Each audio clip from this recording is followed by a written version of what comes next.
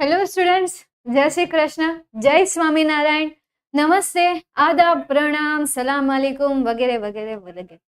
तो आज આપણે 10મા ધોરણમાં આઈએમપી તો જોવાના છીએ, પણ સાથે સાથે એક્ઝામની તૈયારી પણ આપણે કરવાના છીએ। તમારું જે ગ્રામર છે એ ગ્રામરમાં આપણે આખું ઓવરવ્યૂ જોવાના છીએ ખૂબ ઓછા સમયમાં, અને એ પણ એક્ઝામ્પલ સાથે આપણે જોવાના છો। તો તમે તૈયાર છો? યસ। અગર જો તમારે યસ કહેતા હોય તો એક સરસ મજાની સ્માઇલી શેર કરો, અને નો કોઈ ચાન્સ જ નથી, કારણ કે યસ જ કહેવાનું છે, કારણ કે તમે નો કહેશો તો પણ આપણે અહીંયા શરૂ કરવાના છીએ। તો ફટાફટ મને વધારે સ્માઇલી મોકલો એટલે હું લેક્ચરની શરૂઆત કરું, કારણ કે આપણી એક લાઈન છે, આપણી એક સેન્ટેન્સ છે કે to share more smileys to get more happiness. Share more smiley to get happiness. જો ભાઈ આમાં તમારો જ હેતુ છે, મતલબ તમારો જ પર્પસ, તમારો જ ફાયદો છે। તમે વધારે સ્માઇલી શેર કરશો ને તો વધારે હેપીનેસ મેળવશો, બરાબર છે। મોઢું મરડાઈ ગયેલું તમે શેર કરતા હોય તો તમે સામે પણ કઈ સારું એવું મોઢું તમને ન જોવા મળે। તમે મોઢે બગાડતા હોય તો સામે વાળો મોઢું બગાડશે જ ને। આ નાના છોકરા સાથે તમે ટ્રાય કરજો, નાના છોકરાની સામે તમે જીબડો કાઢજો, એ સામો વળતો જીબડો કાઢે છે કે નહીં એ જોજો તમે। એટલે જે તમે શેર કરશો એ જ તમને પાછું મળવાનું છે। તો અહીંયાથી સમજી જાઓ।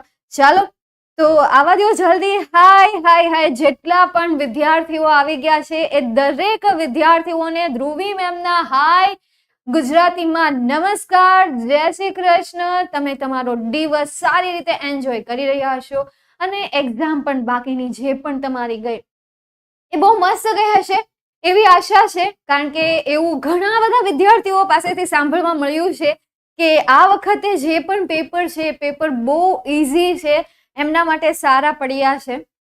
હશે નહીં, સારા જ પડ્યા હશે, બરાબર છે। ચાલો તો શરૂઆત કરીએ આપણે સ્ટાન્ડર્ડ 10 આઈએમપી જગ્યાએ આપણે વાત કરીએ શોર્ટ્સ। અહીંયા આપ્યું છે શોર્ટ નોટ, પરંતુ આપણે અહીંયા માત્ર શોર્ટ નોટની વાત નહીં કરીએ। આજના આપણે જે કન્ટિન્યુ લાઈવ લેક્ચર લેવાના છે, જે કદાચ તમારા માટે 2 કલાક 3 કલાક અથવા તો 1.5 કલાકનો જે લેક્ચર અત્યારે જવાનો છે, એમાં આપણે માત્ર શોર્ટ નોટ કે આઈએમપી એસેની આપણે વાત નહીં કરીએ, પરંતુ એવા દરેક પોઈન્ટ કે જ્યાં તમને થોડું તમે અટવાતા હતા, જ્યાં તમને થોડું ટેન્શન હતું, એ ટેન્શન તમારું અહીંયા રિમૂવ થવાનું છે। આઈ એમ 100% શ્યોર કે અહીંયા તમારું ટેન્શન રિમૂવ થવાનું છે। એકનો કોલ આવ્યો હતો કે ભાઈ મેમ ઇંગ્લિશમાં અત્યાર સુધીમાં તૈયારી જ નથી થઈ, કોઈ પણ પ્રકારની તૈયારી નથી થઈ, મારે તૈયારી કઈ રીતે કરવી, ક્યાંથી હું શરૂઆત કરું? પહેલા હું 10 યુનિટ રીડ કરવા જાઉં, એને હું સમજું, પછી એને હું પ્રિપેર કરું, ગ્રામરને હું પ્રિપેર કરું, કેટલો ટાઈમ લાગી જશે? મેમ મારે ખાલી એક માર્ક્સ લાવવાનો ગોલ રાખવો છે, એવું નહીં કે ભાઈ મારે 90 અપ માર્ક્સ લાવવા છે, બટ કઈ રીતે પ્રિપેરેશન કરું? તો મેં એને આ ટેબલ ફોલો કરવાનું કીધેલું હતું। કોઈ તૈયારી કરવી છે ને તો આપણું આ સરસ મજાનું ટેબલ છે, સેક્શન વાઇઝ જાઓ, ભાઈ આખી ચોપડી નહીં વાંચો, સેક્શન પ્રમાણે તમે તૈયારી શરૂ કરો। ભાઈ આટલા સેક્શન છે, મેઇન ટેક્સ્ટ પોયમ, ભાઈ મેઇન ટેક્સ્ટ પોયમ માંથી કેટલા માર્ક્સનું પૂછાય છે? 23 માર્ક્સનું પૂછાય છે। ત્યારબાદ આવે છે સપ્લિમેન્ટરી રીડર, જે 8 માર્ક્સમાં પૂછાય છે। ત્યારબાદ આવે છે અનસીન પેસેજ, જે 9 માર્ક્સમાં આવે છે। ત્યારબાદ છે ફંક્શન એન્ડ ગ્રામર, જે 24 છે, અને રાઇટિંગ સેક્શન જે છે આપણો 16 માર્ક્સનો છે। સૌથી વધારે માર્ક્સ કયો સેક્શન કવર કરે છે? ગ્રામર સેક્શન કવર કરે છે। તો સૌથી પહેલા એને કમ્પ્લીટ કરો, એ સેક્શનને કમ્પ્લીટ કરો, શોધો એમાંથી ગ્રામર માંથી કયા ટોપિક પૂછાય છે, કેટલા પૂછાય છે, કેટલા ટોપિક હું આગળ શીખી ગયો છું, કેટલા ટોપિક મને આવડે છે, એનું એનાલિસિસ કરતા જાઓ। એનાલિસિસ કરશો ને એટલે ઓટોમેટિક તમારું જે પેપરની તૈયારી જે છે ને એ ઓટોમેટિક કમ્પ્લીટ થતી જશે। ઓકે, ચાલો તો આપણે આટલા સેક્શનમાંથી આપણે શરૂઆત કરવાના છીએ, ક્યાંથી? અહીંયાથી ગ્રામર સેક્શનથી આપણે શરૂઆત કરવાના છે। તો ચાલો ગ્રામર સેક્શનની શરૂઆત કરીએ, અને ગ્રામર સેક્શનમાં સૌથી મેં પહેલો પોઈન્ટ લીધો છે ફંક્શન। ફંક્શન શું છે? ફંક્શન એક નામ છે। ફંક્શન શું છે? ફંક્શન એક નામ છે। જેવી રીતે તમારા નામ છે, આપણા નામ છે, તમારા અથવા તો આપણા નામ છે. જેમ કે 2 પગવાળા માનવી એને માનવ કહેવાય છે, મનુષ્ય કહેવાય છે, મનુષ્ય જાતિ કહેવાય છે. 4 પગ વાળું હોય તો એને પ્રાણી કહેવામાં આવે છે. એ પછી જંગલી હોય કે પાલતુ હોય પણ એને કહેવામાં આવે છે પ્રાણી. ઉડતું પક્ષી હોય તો એને શું કહેવામાં આવે છે? પંખી કહેવામાં આવે છે. નાના નાના જીવજંતુ હોય તો એ જીવજંતુને શું કહેવામાં આવે છે? કે ભાઈ એ જીવજંતુ છે, આપણે એને જીવજંતુ કહીએ છીએ ને, તો આ નામ છે. અહીંયા જેટલા પણ જીવ છે એ દરેકે દરેક જીવના નામ છે, એના વર્ગ પડે છે. સેમ એ રીતે અંગ્રેજી ભાષામાં પણ સેન્ટેન્સના વર્ગ છે, એમના ક્લાસ છે. કે ભાઈ આ સેન્ટેન્સ આપી દીધું તો એ સેન્ટેન્સ આ વર્ગમાં આવશે, બીજું સેન્ટેન્સ આપ્યું આ સેન્ટેન્સ આ વર્ગમાં આવશે, ત્રીજું સેન્ટેન્સ આપ્યું ત્રીજું સેન્ટેન્સ આ વર્ગમાં આવશે. સમજાય છે તમને શું કહે છે? હું શું કહેવા માંગુ છું? મતલબ સેન્ટેન્સને નામ આપવું એટલે ફંક્શન. ડેફિનેશન જોઈએ આપણે. કોઈ પણ ભાષામાં વાતચીત કરતી વખતે એક વિશિષ્ટ શૈલીનો ઉપયોગ થાય છે. અંગ્રેજી ભાષામાં પણ એક વિશિષ્ટ શૈલી છે અને એ શૈલીને લેંગ્વેજ ફંક્શન કહેવામાં આવે છે. તેના દ્વારા આપણે જુદા જુદા પ્રકારની વાતચીત કરી શકીએ છીએ. જેમ કે આપણે અહીંયા જીવો માટે જુદા જુદા ભાગ પાડી દીધા છે, જુદા જુદા નામ પાડી દીધા છે, જુદા જુદા પરિવાર બનાવ્યા છે. સેમ એ રીતે સેન્ટેન્સ માટે પણ જુદા જુદા લેંગ્વેજ ફંક્શન હોય છે. તેના માટે આપણે જે લેંગ્વેજ ફંક્શન ક્યાં હેતુ માટે વપરાય છે અને તેના માટે આપણે કયા પ્રકારની વાક્ય રચના વાપરવી જોઈએ તે આપણે આ પ્રકરણમાં શીખવાના છીએ. કે ભાઈ કોઈ ફંક્શન છે, કોઈ નામ છે, એ નામનું સેન્ટેન્સ બનાવવા માટે કયા પ્રકારની વાક્ય રચનાનો ઉપયોગ થાય છે એ આપણે અહીંયા શીખવાનું છે.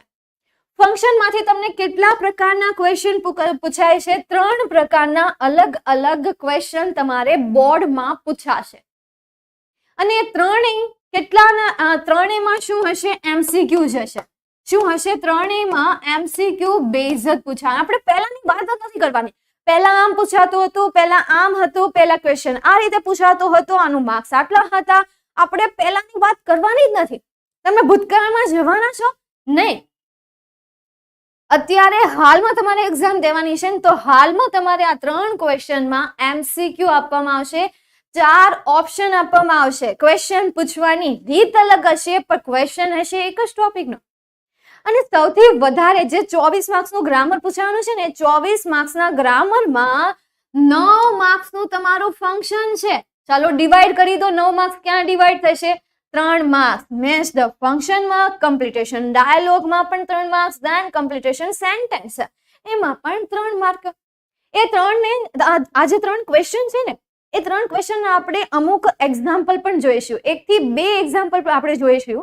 ઓકે, જેથી તમને આઈડિયા આવી જાય કે આવા પ્રકારના કંઈક ક્વેશ્ચન હશે. જો કે અડધી તૈયારી તો તમે કરી નાખી હશે એવી આશા સાથે હું અહીંયા આગળ વધું છું. તો એ જે 3 પ્રકારના ક્વેશ્ચન છે એને આપણે પછી સોલ્વ કરીએ, પરંતુ એક જે ટેબલ છે આ ટેબલ કરી નાખજો એટલે તમારું ફંક્શન ક્લિયર.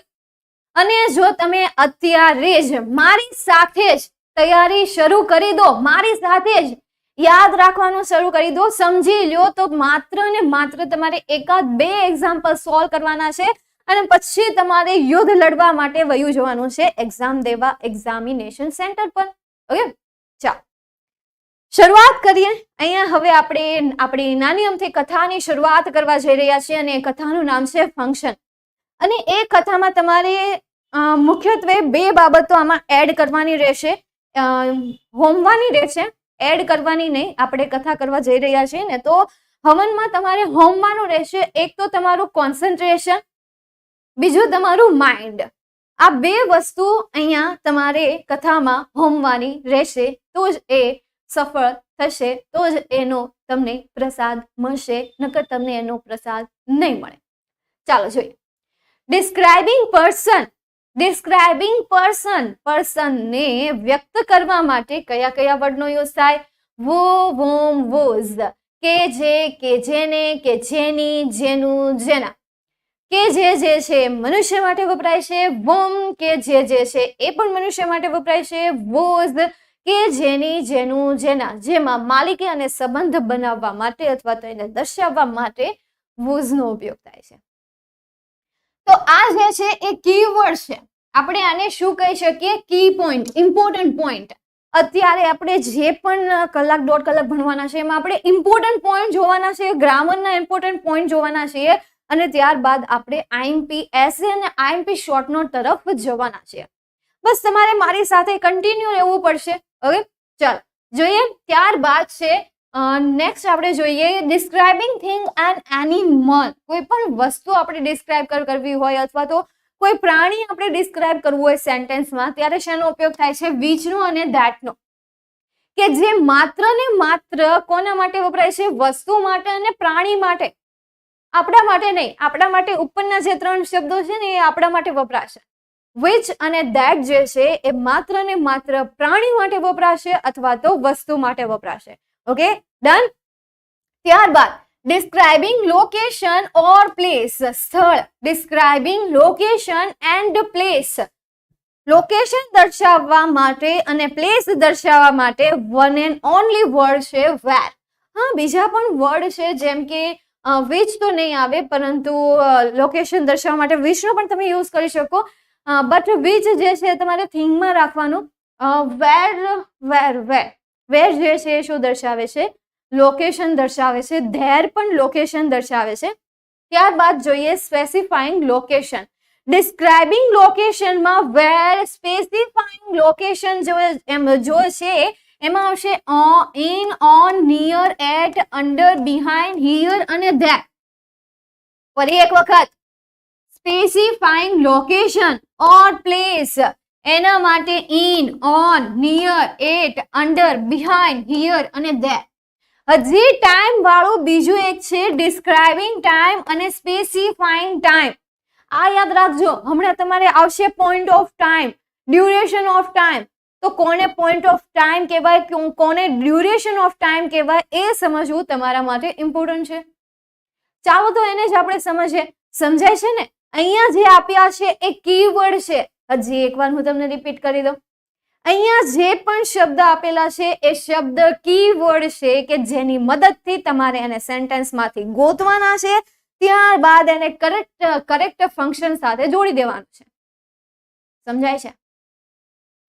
એક્ઝામ્પલ જોઈશું આપણે. ઓકે, અત્યારે કીવર્ડ તમે પ્રિપેર કરતા જાઓ સાથે સાથે. ડિસ્ક્રાઇબિંગ ટાઈમ, સ્પેસિફાઈંગ ટાઈમ, એમાં કયા કયા word? Yesterday, tomorrow, at 5:10 AM, on January 8, in summer, monsoon, winter, at noon, in the morning, evening, since, for, as soon as, when, etc. આ જે શબ્દ છે કે જેમાં સમયદર્શક શબ્દ આપેલું હોય એ સમયદર્શક શબ્દને શું કહેવાય છે? ડિસ્ક્રાઇબિંગ ટાઈમ ઓર સ્પેસિફાઈંગ ટાઈમ. ત્યારબાદ આપણે નેક્સ્ટ જોઈએ. હવે આવે છે શોવિંગ ઇમોશન. શોવિંગ ઇમોશન મતલબ ઇમોશન શો કરવા માટે કયા કયા વર્ડ યુઝ થાય? તો હુર્રા, આપણે જીતી ગયા, વાવ, ઇટ્સ સો ગ્રેટ, વાવ. ખુશી જ્યારે આપણને વધારે પડતું ખુશી હોય તો આપણે કહીએ વાવ, એટલા બધા માર્ક્સ આવી ગયા, હુર્રા, વી વોન ધ મેચ. ધેન ઓ યા, હે, આ જે છે એ શું દર્શાવે છે? ઇમોશન દર્શાવે છે. જો તમને સેન્ટેન્સમાં આ દેખાય, આટલા શબ્દ દેખાય, તો એ સેન્ટેન્સને શું કહેવાશે? Describing emotions. ત્યારબાદ એના પછીનું છે એક્સચેન્જિંગ પ્લેઝન્ટરીઝ એન્ડ નાઇસ ટાઈઝ. તો એમાં કયા કયા શબ્દોનો ઉપયોગ થાય? Congratulation, hello, how are you, I am fine, thank you, nice to meet you, good night, good morning. આ જે શબ્દ છે એ શબ્દ શેમાં આવશે? પ્લેઝન્ટરી ઓર નાઇસ ટાઈઝમાં. કે જેમાં આપણે લોકોને શુભેચ્છા પાઠવીએ છીએ, શુભેચ્છા લઈએ છીએ, લોકો સાથે આપણે આપણી ફિલિંગ શેર કરીએ છીએ. એ સિવાયના ઘણા બધા વર્ડ જેમ કે wish you many many happy return of the day. આ જે છે આ પણ શું કહેવાશે? એક્સચેન્જિંગ પ્લેઝન્ટરીઝ ઓર નાઇસ ટાઈઝ. ઓકે, એક્સચેન્જિંગની જગ્યાએ જરૂરી નથી કે એક્સચેન્જિંગ જ આવે. એક્સચેન્જિંગની જગ્યાએ ડિસ્ક્રાઇબિંગ નાઇસ ટાઈઝ અને ઇમોશન આવે ને તો એમાં જરાય કન્ફ્યુઝ નહીં થતા. એનો પણ મિનિંગ એ જ થવાનો છે. ત્યારબાદ જઈએ આપણે નેક્સ્ટ પોઈન્ટ પર, duration and period of time. Duration off period of time, મેં તમને કીધું ને ટાઈમને રિલેટેડ કેટલાક અહીંયા ફંક્શન આવે છે, જેમ કે સ્પેસિફાઈંગ ટાઈમ આવ્યો તો સ્પેસિફાઈંગ ટાઈમમાં શું આવશે? ટુમોરો આવશે, યસ્ટરડે આવશે, લાસ્ટ નાઇટ આવશે, લાસ્ટ વીક આવશે, નેક્સ્ટ યર આવશે, ટુડે આવશે, ધેટ ડે આવશે. દેન ટાઈમ રિલેટેડ માત્ર સમયદર્શક શબ્દ આપેલો હોય, એટલે કે એમ કીધેલું હોય કે in 8 AM, in 10 PM, at morning, afternoon, evening, midnight. આ જે વર્ડ છે એ વર્ડ શું એક્સપ્લેન કરે છે? આ જે વર્ડ છે એ શું કરે છે? હા, ડિસ્ક્રાઇબિંગ ટાઈમ ઓર સ્પેસિફાઈંગ ટાઈમ. ત્યારબાદ આગળ જઈએ, ડ્યુરેશન ઓફ પીરિયડમાં શું આવશે? હાઉ લોંગ આવશે, અથવા તો બીજું શું આવે? હાઉ લોંગ થી શરૂ થતું પ્રશ્નાર્થ વાક્ય, અથવા તો ફોર પછી જો સમયગાળો આપેલો હોય તો એ સેન્ટેન્સ ને શું કહેવાશે? ડ્યુરેશન ઓફ ટાઈમ અથવા તો પીરિયડ ઓફ ટાઈમ. યાદ રાખજો, આમાં કન્ફ્યુઝ નહીં થતા, હજી હું તમને વોર્નિંગ આપી દઉં છું.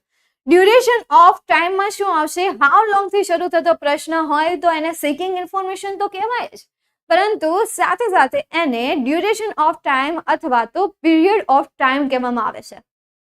Okay, then point of time. તો પોઈન્ટ, જ્યાં પોઈન્ટ કરેલો હોય એ ટાઈમને કેવું કહેવાય? પોઈન્ટ ઓફ ટાઈમ કહેવાય.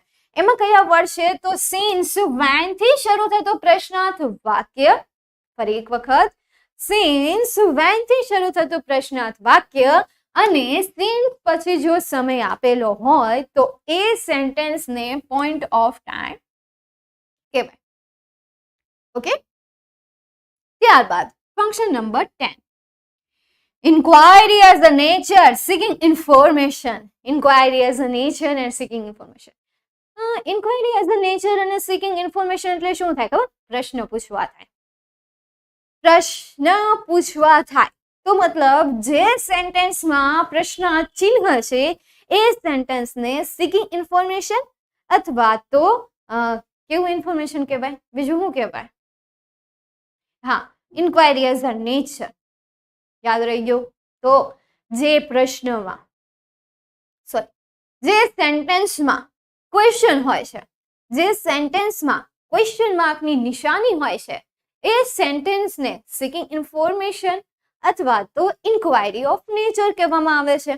અહીંયા તમને કેટલાક એક્ઝામ્પલ આપેલા છે: what, when, why, who, where, how, which, whose, how much, how many થી શરૂ થતા પ્રશ્નાર્થ વાક્ય. તથા ઉલટ પ્રશ્ન અને ઉલટ પ્રશ્નને બીજા કયા નામે ઓળખાય છે? Inversion question. કયા ક્વેશ્ચન કહેવામાં આવે છે? અને ઇન્વર્ઝન ક્વેશ્ચન કહેવામાં આવે છે. બોલતા નહીં, શું કહેવાય? Inversion question. ઇન્વર્ઝન ક્વેશ્ચન એટલે કે જે પ્રશ્નની શરૂઆત હેલ્પિંગ વર્બ થી થઈ હોય એવા વાક્યને ઇન્વર્ઝન ક્વેશ્ચન કહેવામાં આવે છે. એવા ક્વેશ્ચનને ઇન્વર્ઝન ક્વેશ્ચન કહેવામાં આવે છે. અને આવા દરેક પ્રકારના ક્વેશ્ચનને સિકિંગ ઇન્ફોર્મેશનમાં અથવા તો ઇન્ક્વાયરી એઝ અ નેચર નામના ફંક્શનમાં ડિવાઈડ કરવામાં આવે છે. ઓકે, સમજાય છે ને? મતલબ બહાર જતું નથી રહેતું ને? હેલો, સમજાય છે? સોરી હો, મારું ધ્યાન ચેટમાં નથી રહેતું, કારણ કે અત્યારે હું ચેટ કરતા વધારે ફોકસ અહીંયા મારું રહે છે.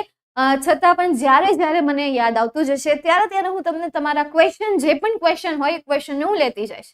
ઓકે, ખાસ સ્ટુડન્ટ્સ, આ ટાઈમ વાળો જે પોઈન્ટ છે એ પોઈન્ટ ક્લિયર થાય છે ને? બસ એ જ સમજવાનું છે, ટાઈમ વાળો પોઈન્ટ.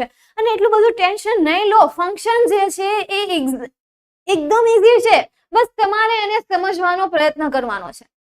એક વાત હંમેશા યાદ રાખજો, ક્યારેય કોઈ વાત ખોટી નથી હોતી, ક્યારેય કોઈ વાત અફવા નથી હોતી. બસ કોઈને સમજવામાં ભૂલ થાય છે તો કોઈને સાંભળવામાં ભૂલ થાય છે. એટલે અહીંયા પણ હું તમને કહું છું કે ફંક્શન પણ અઘરા નથી, બસ તમારે એને સમજવાનો પ્રયત્ન કરવાનો છે, એટલે એ થઈ જશે ક્લિયર. હા, ઘણા વિદ્યાર્થી એમ કહેતા છે, મેમ આ તો અમારા માટે રમકડું છે, આ તો અમારે મસ્ત ઇઝીલી રીતે આ સોલ્વ થઈ જાય. પણ તમે એક થોડો છો અહીંયા આપણી સાથે, તમે ધોરણ 10માં છો તો તમે ન્યૂઝપેપરમાં પણ ક્યાંક સાંભળ્યું હશે કે ભાઈ આપણા ગુજરાતમાં 12 લાખથી પણ વધારે, એટલે કે 12 કે 13 લાખ જેટલા વિદ્યાર્થીઓ 10મામાં ભણે છે. તો બધા માઇન્ડ સરખા હોય? નક્કો. તો આપણે એની વાત કરીએ છીએ.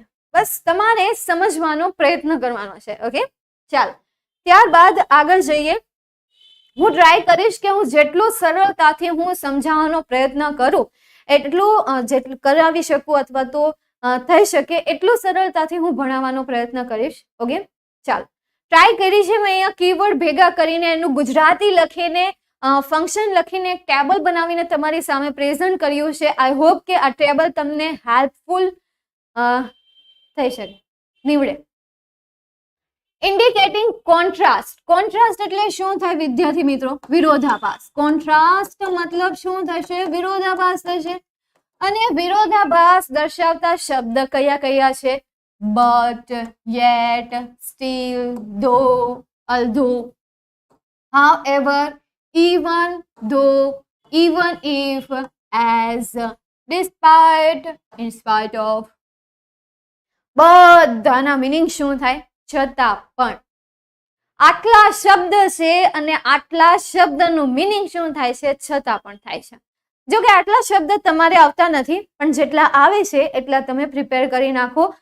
બોર્ડનું કંઈ નક્કી નહીં, એનો કંઈ ધડો નથી, કારણ કે એને ટાઈમ ટેબલ, જો બોર્ડનું ટાઈમ ટેબલ એકવાર બનાવ્યા પછી જો એ 2-3 વખત ચેન્જ થતું હોય, માળખામાં ચેન્જીસ થતા હોય તો કંઈ નક્કી ન કહેવાય. એને ગમે ત્યાંથી ગમે એ પૂછી કાઢ્યું. એટલે પ્રિપેરેશન રાખો, થોડી હાઈ પ્રિપેરેશન રાખો, પણ રાખો. ઓકે, ત્યારબાદ expressing alternative option. Alternative and option, જો આ એક નવો વર્ડ છે, અત્યાર સુધી તો ક્યારે આવ્યો નથી, પણ કહું છું ને, ગવર્મેન્ટ છે, ગમે એ કરે, ગમે એ વર્ડ એડ કરે, બસ તમને મિનિંગ આવડવો જોઈએ એટલે આપણો બેડો પાર.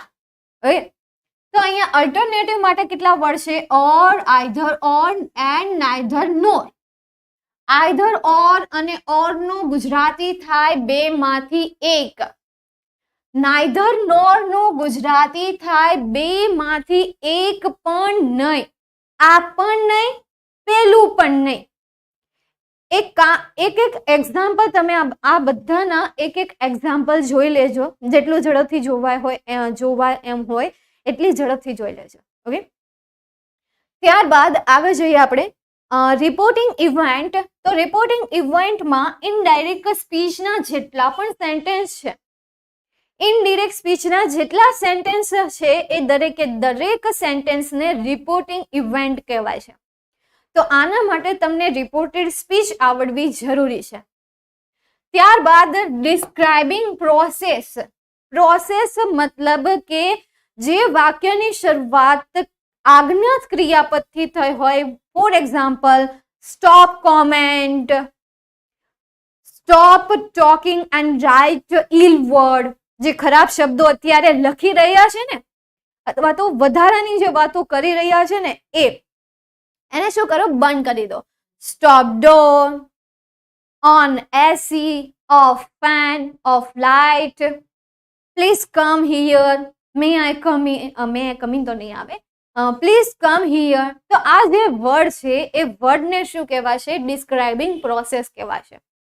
એ સિવાયના બીજા કયા સેન્ટેન્સ છે કે જેને ડિસ્ક્રાઇબિંગ પ્રોસેસમાં આપણે લઈ શકીએ? ના, એ કંઈ નહીં લઈ શકીએ. ચાલો ત્યારબાદ આગળ જઈએ. Describing frequency of time.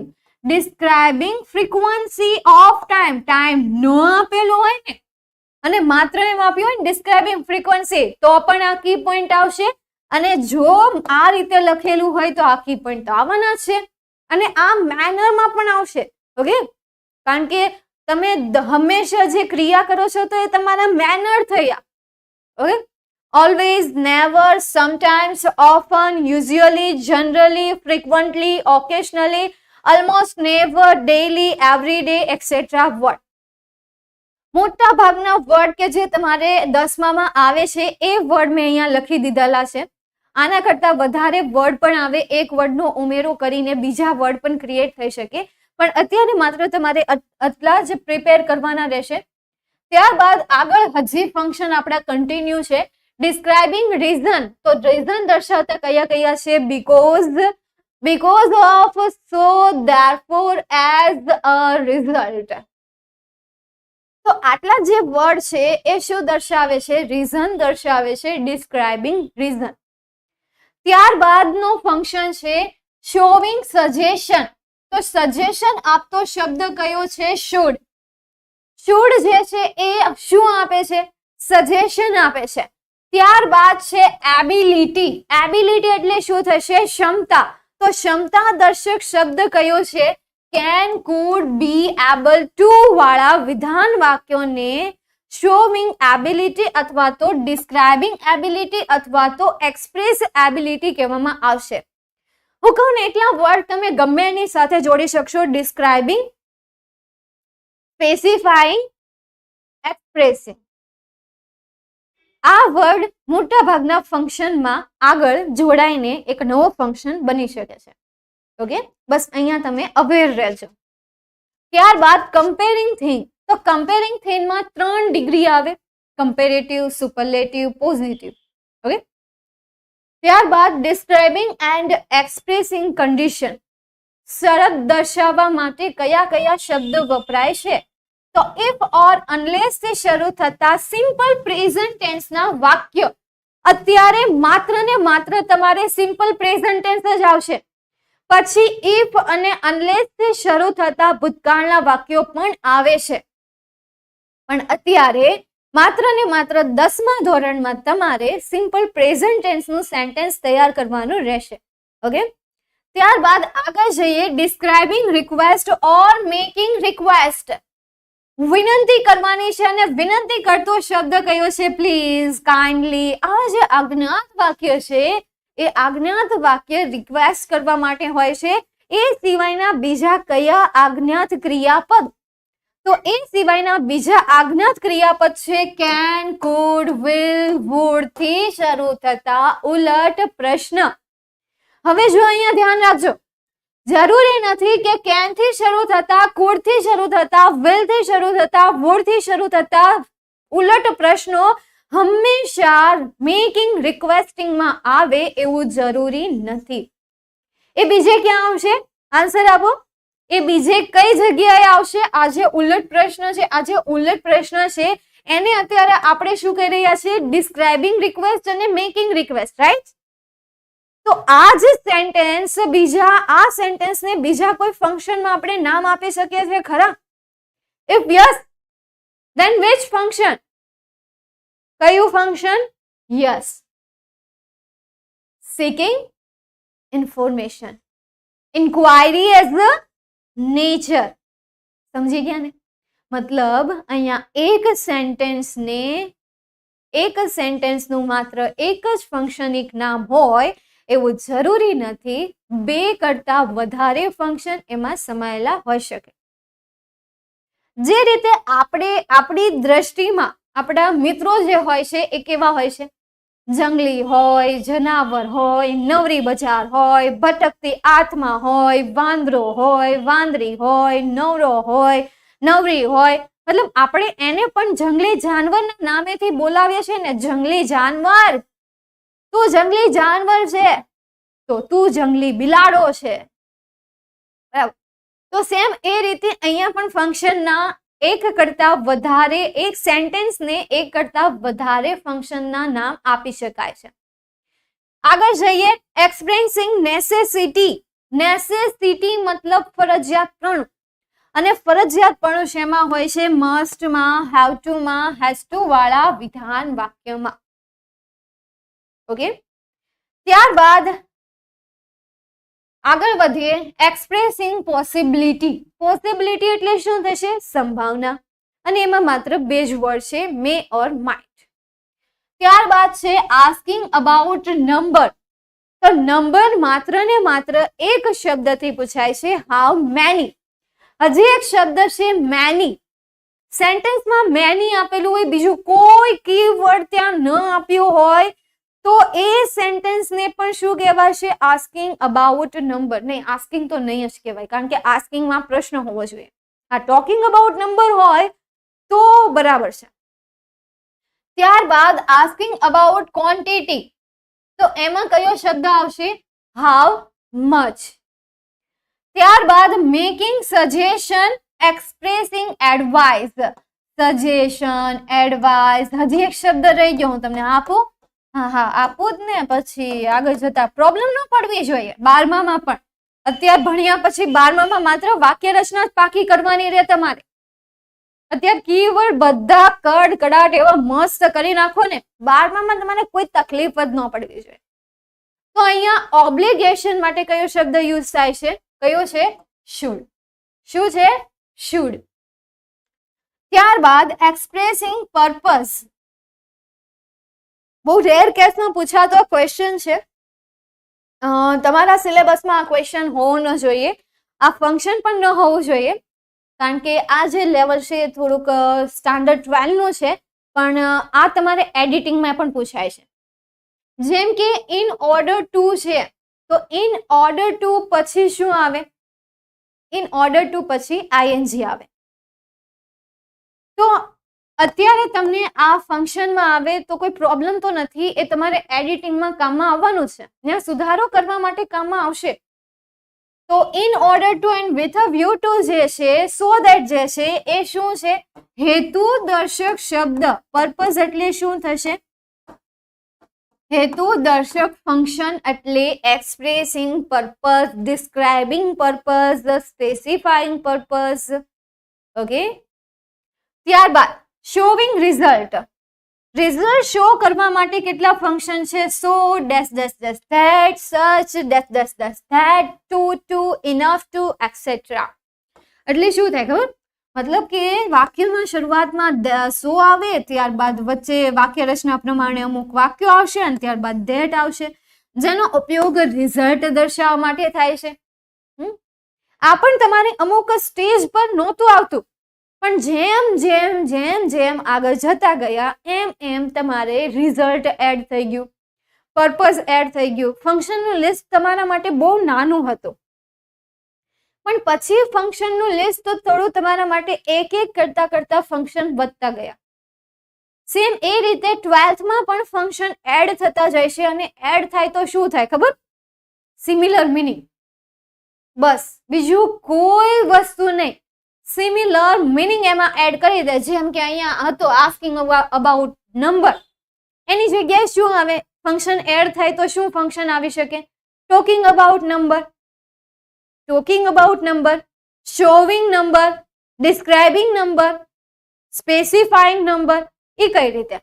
તો there are 2 apples in the basket.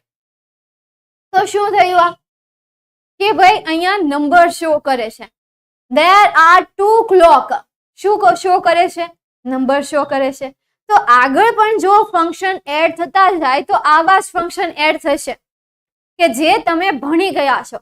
માત્ર શું કરશે? એમનું નામ ચેન્જ કરી નાખશે, એમના સિમિલર વર્ડ આપી દેશે, બાકી બધું એનું એ જ.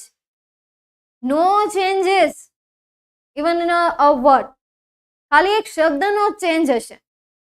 ચાલો વધારે ભાષણ ન કરીએ અને આપણે વધીએ આગળ. Last 3 function. Past event. જે સેન્ટેન્સમાં તમને કોઈ કીવર્ડ ન દેખાય, કી પોઈન્ટ ન દેખાય અને તમને ભૂતકાળ દેખાય, તો એ સેન્ટેન્સને શું કહેવાશે? Describing past event. ત્યારબાદ છે પ્રપોઝલ. શું આપેલું છે? પ્રપોઝલ આપેલું છે. પ્રપોઝલ એટલે શું થાય? સજેશન થાય કે ચાલો આપણે આ કરીએ, ચાલો આપણે આ કરવું જોઈએ, તેણે આ કરવું જોઈએ. બરાબર? તો એના માટે આપણે શું યુઝ કરીએ છીએ? Let's play cricket, let's do homework, let's fight. ચાલો લડીએ. તો આ જે લેટ્સ વર્ડ જે છે એ શું કરે છે? પ્રપોઝલ. બહુ રેર કેસમાં પૂછાતો શબ્દ છે. કરી નાખો. ખૂણે ખૂણેથી જેટલું પણ તમે તૈયાર કરી શકતા હોય ને એવી તૈયારી તમે કરો. હંમેશા તૈયારી રાખો. માત્ર બુકમાં આપેલું છે એમાં ને એમાં લિમિટેડ નહીં રહો. એકનું ઇન્ટરવ્યુ હતું, મને યાદ નથી, બિલકુલ પણ યાદ નથી. એને ઇન્ટરવ્યુમાં એવું કીધું હતું કે હું જે શીખું છું, મને જે શીખવાડવામાં આવે છે એ તો હું શીખું જ છું, પણ સાથે સાથે હું એના કરતા વધારે શીખવાનો ગોલ પણ રાખું છું. ઇન્ટરનેટ પરથી એ ટોપિકને લગતું વધારે ને વધારે શીખવાનો હું ગોલ રાખું છું, શીખું છું, શીખવાનો પ્રયત્ન કરું છું. એને સવાલ એમ પૂછવામાં આવ્યો હતો કે ભાઈ તમે આટલા બધા સ્માર્ટ કેમ છો? તમારી પાસે આટલું બધું નોલેજ કેમ છે? અને એક તો તિલક મહેતાને તમે સારી રીતે ઓળખો છો. તિલક સોજિત્રા છે તો એ પણ 9 વર્ષનો છે. તિલક સોજિત્રા. વિવેક બિંદ્રાને તમે આઈ થિંક બધા ઓળખતા હશો, રાઈટ? કેટલા વિવેક બિંદ્રાને ઓળખે છે? એમની સ્પીચ પણ સાંભળતા હશે, મોટિવેશન પણ લેતા હશે, બિઝનેસ ટીપ પણ એમની લેતા હશે. જો કે એ તો મોટિવેશન કરતા વધારે પણ બિઝનેસ ટિપ્સ આપે છે. વાવ, ઘણા બધા વિવેક બિંદ્રાને ઓળખે છે. એમના અહીંયા બિગેસ્ટ ફેન પણ છે વિવેક બિંદ્રાના. વાહ, શું વાત છે! કોઈક તો અહીંયા ભાઈ એને ગુલામણા નામથી બોલાવે છે, વિભુ. અચ્છા, આટલું પ્યારું નામ આપી દીધું છે. તો વિવેક બિંદ્રા જે છે એમનો એક ફંક્શન, એમનો એક સેમિનાર ચાલી રહ્યો હતો. એમાં 9 વર્ષનો આ છોકરો પહોંચી ગયો. આઈ થિંક એ હતો જામનગરનો અને એ ત્યાં પહોંચી ગયો હતો એકલો. એ કે મારા પપ્પા LIC એજન્ટ છે, મેં પણ મારા થોડા પૈસા એમાં રોક્યા છે. અત્યાર સુધીમાં મેં મારી 2 પોલિસી વેચી દીધી છે. અત્યારે મારી પાસે 2.5 લાખ રૂપિયા પડ્યા છે. એટલા ભેગા કર્યા. 2.5 લાખમાંથી 50,000 એને ક્યાંક ઇન્વેસ્ટ કરી દીધા, એટલે કે મારી પાસે 2 લાખ રૂપિયા છે. હવે હું એવું વિચારું છું કે એ 2 લાખને મારે 2 કરોડ બનાવવા છે, તો મારે શું કરવું? મતલબ આ એમનો સવાલ હતો ત્યાં. તો બસ આ જ સવાલ તમારે તમારી પાસે રાખવાનો છે. શું કરું? નવું શું કરું? નવું શું શીખવું? એમાં હું વધારે ને વધારે રિસર્ચ કરું. એક માર્કશીટ મેળવવાનો ગોલ, મતલબ તમે એક બોક્સમાં છો. માર્કશીટ મેળવવાનો ગોલ ક્યારેય નહીં રાખવાનો, ક્યારેય નહીં, ક્યારેય પણ નહીં. રિઝલ્ટ તમારું હાઈ હશે એ તમારી સ્કિલ નહીં દેખાડે. બસ હંમેશા શીખવાનો પ્રયત્ન કરવાનો, સમજવાનો પ્રયત્ન કરવાનો. ગોલ હેતુ રાખવો હોય તો શીખવાનું અને સમજવાનું, નહીં કે માર્ક્સ વધારવાનું. જેટલું શીખાય છે એટલું શીખો, પણ પૂરેપૂરું શીખો. બાકીનું રહી જાય છે રહેવા દો.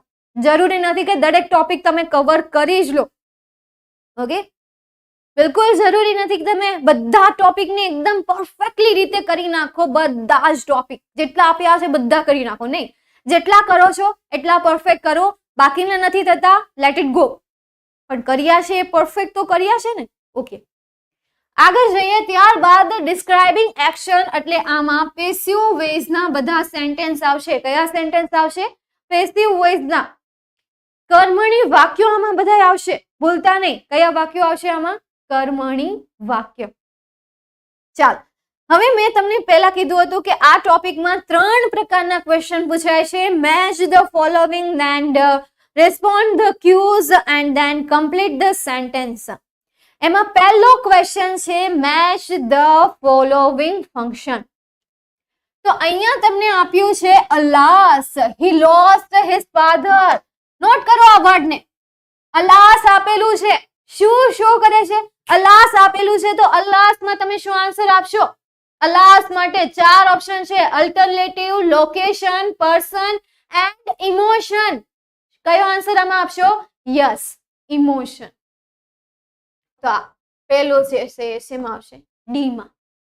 આનો આન્સર તમારે કેમ લખવાનો? તો આનો આન્સર અહીંયા તમારે લખવાનો એક્ઝામમાં આમાં જે નંબર આપ્યો હોય નંબર, ત્યારબાદ ડેશ કરીને તમારે શું લખવાનું રહેશે? ડી. ત્યારબાદ નંબર 2 અથવા જે નંબર આવતો હોય નીચેની લાઈનમાં યુ કેન સ્ટડી હિન્દી ઓર સંસ્કૃત. અહીંયા આપ્યું છે તમને કેન અને અહીંયા આપ્યું છે તમને ઓર. તો આ સેન્ટેન્સ 2 ફંક્શન આપે છે. એક તો એબિલિટી અને બીજું અલ્ટરનેટિવ ચોઇસ. ચાલો જોઈએ એમના માટે કયો ઓપ્શન છે. કયો ઓપ્શન છે એમના માટે? લોકેશન, અલ્ટરનેટિવ અને પર્સન. કયો શબ્દ છે? અલ્ટરનેટિવ. તો આપણે બીજા ઓપ્શનને જોડીશું એ સાથે. ત્યારબાદ આગળ જઈએ. એના પછીનો ફંક્શન છે અહીંયા marriage ceremony will be at the Anand hall. તો marriage ceremony will be at the Anand hall. At the Anand hall. Place specifying location. તો અહીંયા આન્સર શું આવશે? Specifying location. પહેલામાં આન્સર આવશે ડી, ત્યારબાદ આવશે એ, ત્યારબાદ આવશે બી. Got it? ક્લિયર? બસ આ રીતે તમારે આજે મેચ ધ ફોલોવિંગ નામનો ફંક્શન છે એ ફંક્શનને બસ આ જ રીતે તમારે કમ્પ્લીટ કરવાનો છે. ઓકે, ડન અહીંયા સુધી? ચાલો ત્યારબાદ આગળ જઈએ. Will you help me? Will આપેલું છે મતલબ અહીંયા બે ફંક્શન, એક making request, number 2 seeking information. Let's see એના માટે કયો ફંક્શન અહીંયા આપ્યો છે આપણને? Nice tries, request, past and action. તો કયું આવશે? Making request, option B. ત્યારબાદ how nice of you. How nice of you શું છે? કાં તો આને ઇમોશન કહેવાય, કાં તો આને નાઇસ ટ્રાઈઝ કહેવાય, કાં તો આને શું કહેવાશે? ફોર્માલિટી કહેવાશે. હજી એક શબ્દ છે. કયો શબ્દ છે? પ્લેઝન્ટ્રીઝ. પ્લેઝન્ટ્રીઝ. કયો ઓપ્શન આપેલો છે આપણને? Nice tries. એટલે અહીંયા આન્સર શું આવશે? A answer. ત્યારબાદ third question, Alia is walking on the road. Alia is walking on the road. ક્યાં ચાલી રહી? On the road. શું દર્શાવે છે? લોકેશન અથવા તો place. Am I right? Hello students, am I right? Wow, કેટલી વાતો કરે સમજો તો. અહીંયા આવી વાતો કરવાની છે. એલા ભણવામાં ધ્યાન આપો, ભણવામાં ધ્યાન આપો. આમદન વાહ ધોળા થઈ જશે. પછી ઉપર જાશો પૂછશે, એલા તે શું કર્યું ત્યાં? ભણ્યો કે નહીં? શું કર્યું તે? ભણી કે નહીં? કે બસ આમ ગપ્પાટા જ માર્યા ચાલુ ક્લાસમાં, ચાલુ લેક્ચરમાં, એ પણ માથે એક્ઝામ છે તોય ગપ્પાટા મારેશ. નહીં સુધરે, નહીં સુધરે ગુજ્જુ. ક્યાંથી સુધરે? ચાલો તો અહીંયા શું આવશે? Action past, action past. Alia is walking on the road. Alia જે છે એ રોડ પર ચાલી રહી છે. ભાઈ અહીંયા આપ્યું જ નથી મેમ, શું લખવું? તો ભાઈ એને મૂકી દેવાનું, કારણ કે આ બે માંથી કોઈ તો આવવાનું જ નથી. પાસ્ટ ભૂતકાળ શબ્દ છે નથી, એક્શન પેસિવ વોઇસ નું સેન્ટેન્સ છે નથી. તો અહીંયા આન્સર તરીકે શું આવશે? ડેશ અથવા ગમે લખી દો, તમને એના 1 માર્ક્સ મળી જશે. આવી રીતે કોઈ જો ભૂલથી પણ તમારી પરીક્ષામાં તમને પૂછાઈ જાય, ભૂલથી પણ, જો અહીંયા હું તમને ગાઈડન્સ પણ આપતી જાઉં છું, ભૂલથી પણ તમને આવો ક્વેશ્ચન તમારે એક્ઝામમાં પૂછાય અને ન્યા આન્સર નો હોય તો અહીંયા તમારે કોઈ પણ સી અને ડી માંથી કોઈ પણ નહીં લખો અને ડાયરેક્ટ તમે અહીંયા ડેશ લખી દેશો તો તમને એમાં 1 માર્ક્સ મળી જશે. એમાં રૂલ્સ બને કે ભાઈ રૂલ્સ 2 પ્રકારના હોય. એક રૂલ કે કોઈ કે કંઈક લખેલું હશે ને તો એને પૂરેપૂરા માર્ક્સ મળશે, કોઈ કે કંઈ નહીં લખેલું હોય ને તો એને પૂરા માર્ક્સ મળશે. આ કંઈ ન લખેલું ક્યાં ફોલો થાય? MCQ માં. અને કંઈક લખેલું હશે ક્યાં ફોલો થશે? 1 માર્ક્સના સવાલ જવાબમાં. તમને કોઈ એવો સવાલ પૂછી લીધો છે કે જે સવાલનો જવાબ જ નથી, સવાલમાં જ એનો જવાબ છે, અથવા તો સવાલ જ કંઈક એવો છે અથવા ખોટો છે, રોંગ છે. જેમ કે એવું ક્યાં થાય? ગણિતમાં થાય. દાખલો ખોટો આવી જાય કે જેની ગણતરી સંભવ જ નથી અને તમે થોડું પણ ગણવાનો પ્રયત્ન કર્યો છે તો ત્યાં તમને માર્ક્સ મળી જાય. ઓકે, ચાલો ત્યારબાદ નેક્સ્ટ ક્વેશ્ચન તમારે ફંક્શન માંથી પૂછાય છે. Respond the cue. અહીંયા તમને આપ્યું છે Parth, I want to meet Mukesh Ambani. Receptionist જે છે કે છે સોરી, એક્સપ્રેસિંગ એબિલિટી. ક્યાં એબિલિટી તમને અહીંયા દેખાય છે? ઓપ્શન સી માં. You can't meet him without appointment. તો અહીંયા આન્સર શું આવશે? Option C. ત્યારબાદ question number 2, Kareena, I like singing, it's my hobby. તો સેફ શું કહે છે? I also like it.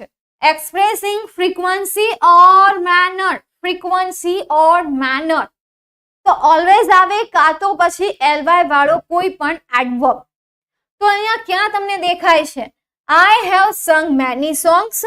Don't shout here. It is taught in our school. Sometimes sing in my film too. શું આવશે અહીંયા? યસ, sometimes જે છે એ શું દર્શાવે છે? Expressing frequency or and manner. તો અહીંયા ઓપ્શન ડી જે છે એ આપણો આન્સર થશે. ત્યારબાદ ક્વેશ્ચન નંબર 3 અને એ ક્વેશ્ચન નંબર 3 છે સેન્ટેન્સ કમ્પ્લીટ કરવું. 4 ઓપ્શન આપેલા હશે, સેન્ટેન્સને કમ્પ્લીટ કરવાનું છે ફંક્શનને ધ્યાનમાં રાખીને. અહીંયા કીધું છે ડ્યુરેશન ઓફ ટાઈમ. તો ભાઈ ડ્યુરેશન ઓફ ટાઈમ જે છે એ ડ્યુરેશન ઓફ ટાઈમ અહીંયા તમને ક્યાં દેખાય છે? ખાલી જગ્યા લર્નિંગ ઇંગ્લિશ, ખાલી જગ્યા લર્નિંગ ઇંગ્લિશ. તો since 5 o'clock they have been learning English. Since જે છે એ સ્પેસિફિક પોઈન્ટ ટાઈમમાં પણ આવે છે અને અહીંયા આપ્યું છે duration of time. Duration of time, specifying time, ત્યાં પણ તમે સિન્સનો યુઝ કરી શકો. ત્યારબાદ જો બીજો ઓપ્શન ન હોય તો આપણે એ જ ઓપ્શન સિલેક્ટ કરવાનો રહે. ત્યારબાદ જઈએ આપણે સેકન્ડ ક્વેશ્ચન પર અને સેકન્ડ ક્વેશ્ચન છે અજવી વિલ શોવિંગ અલ્ટરનેટિવ. અલ્ટરનેટિવ એટલે શું થશે? ઓપ્શન વિકલ્પ, વૈકલ્પિક. ક્યાં તમને વૈકલ્પિક દેખાય છે? Sing a Gujarati song and Hindi song. તો અહીંયા આપ્યું છે એન્ડ. ત્યારબાદ કુક અ ન્યૂ રેસીપી. આમાં તો કાંઈ દેખાતું નથી મને. Study either maths or science. Either or. A new car tomorrow. આ પણ નહીં. અહીંયા એન્ડ આપ્યું છે એટલે આ પણ સેન્ટેન્સ નહીં. તો વધ્યું કયું? સી વધ્યું. તો અહીંયા આન્સર તરીકે શું આવશે? C answer. અને અહીંયા આન્સર તરીકે શું આવશે? C answer. ઓકે, આ થઈ ગયા આપણા ફંક્શન. હવે આપણે આના પછી જોવાના છીએ નેક્સ્ટ ટોપિક છે રિપોર્ટેડ સ્પીચ. અહીંયા 5 નંબર આપ્યો છે. 5 નંબરને તમારે ધ્યાનમાં નથી લેવાનું, બસ આ ટોપિકને ધ્યાનમાં લેવાનું છે રિપોર્ટેડ સ્પીચ. એ પહેલા તમારે ફંક્શનની રિલેટેડ જે પણ ક્વેશ્ચન હોય એ ક્વેશ્ચન તમે અહીંયા કરી શકો છો. ચાલો, કોઈ પણ ક્વેશ્ચન હોય, ક્વેશ્ચન માટે હું તમને વિચારવાનો થોડો સમય પણ આપીશ, સમજવાનો પણ સમય આપીશ. You have 4 to 5 seconds enough, right? ચલો ફાસ્ટ.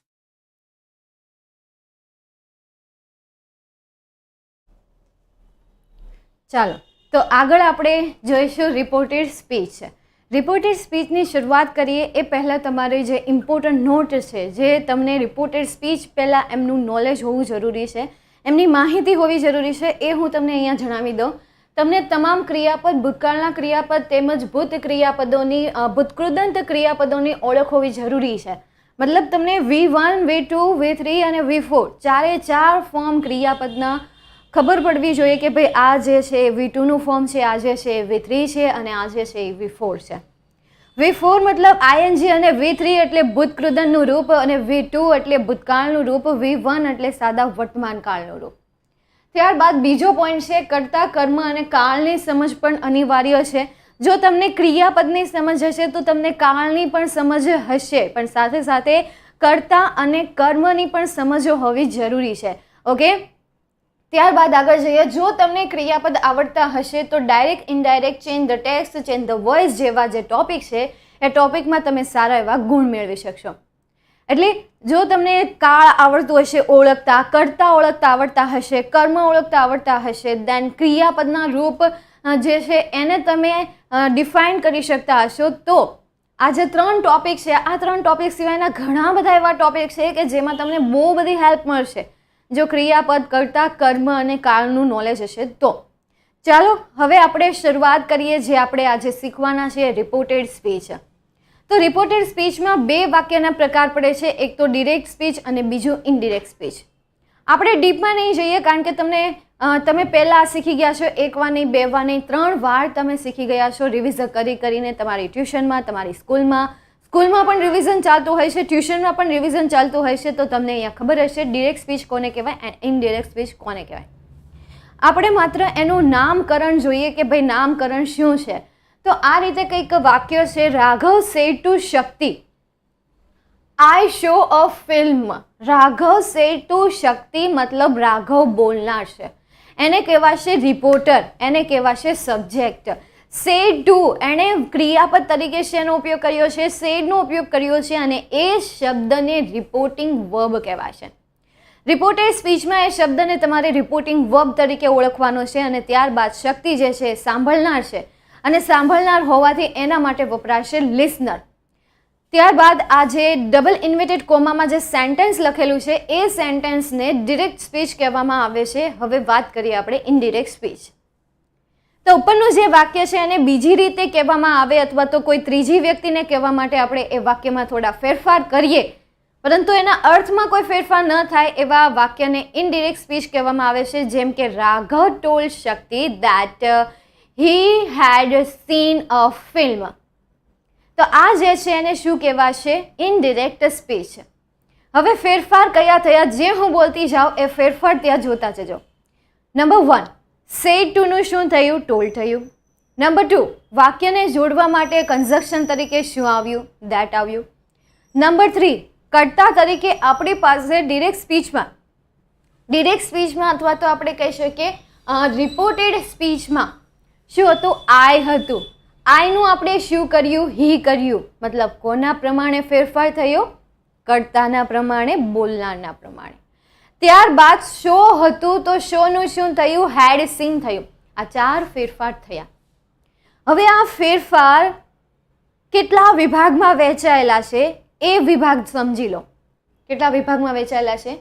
ટેન્સને લગતા ફેરફારો, સર્વનામને લગતા ફેરફારો જેમ કે આઈનું હી થયું, આને સર્વનામને લગતા ફેરફાર કહેવાય. ટેન્સને લગતા ફેરફાર તો શોનું હેડ સીન થયું તો આને કહેવાય કાળને લગતા ફેરફારો. ત્યારબાદ છે time and place indicated word. તો અહીંયા એક્ઝામ્પલમાં એ નથી, પરંતુ હું તમને અહીંયા એક્ઝામ્પલ આપી દઉં કે જો સેન્ટેન્સમાં ટુડે આપેલું હોય તો એનું ધેટ ડે થાય જ્યારે તમે એનું ઇનડિરેક્ટ કરો છો ત્યારે. ત્યારબાદ આગળ જોઈએ change in RV and conjunction. Reported વર્બમાં ફેરફાર, એમાં બદલાવ. તો ઉપર જુઓ સેડ ટુ હતું એનું શું થયું? ટોલ્ડ થયું. રહી વાત કન્જક્શનની તો કન્જક્શન તરીકે 2 વાક્યને જોડવા માટે અહીંયા શેનો ઉપયોગ થયો? ધેટનો ઉપયોગ થયો. અલગ અલગ વાક્યમાં અલગ અલગ પ્રકારના કન્જક્શનનો ઉપયોગ થશે, એ પણ આપણે જોઈશું હમણાં.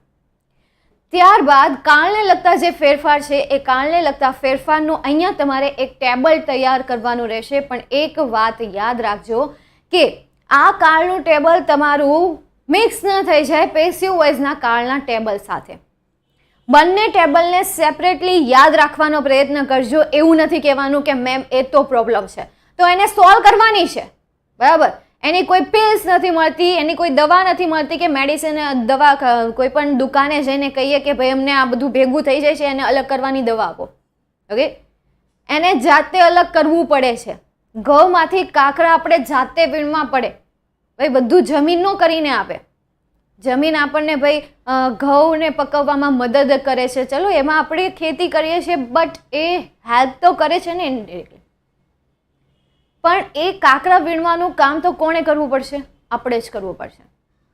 તો અહીંયા પણ ટેબલને અલગ યાદ રાખવાનું કામ પણ તમારે જ કરવાનું છે.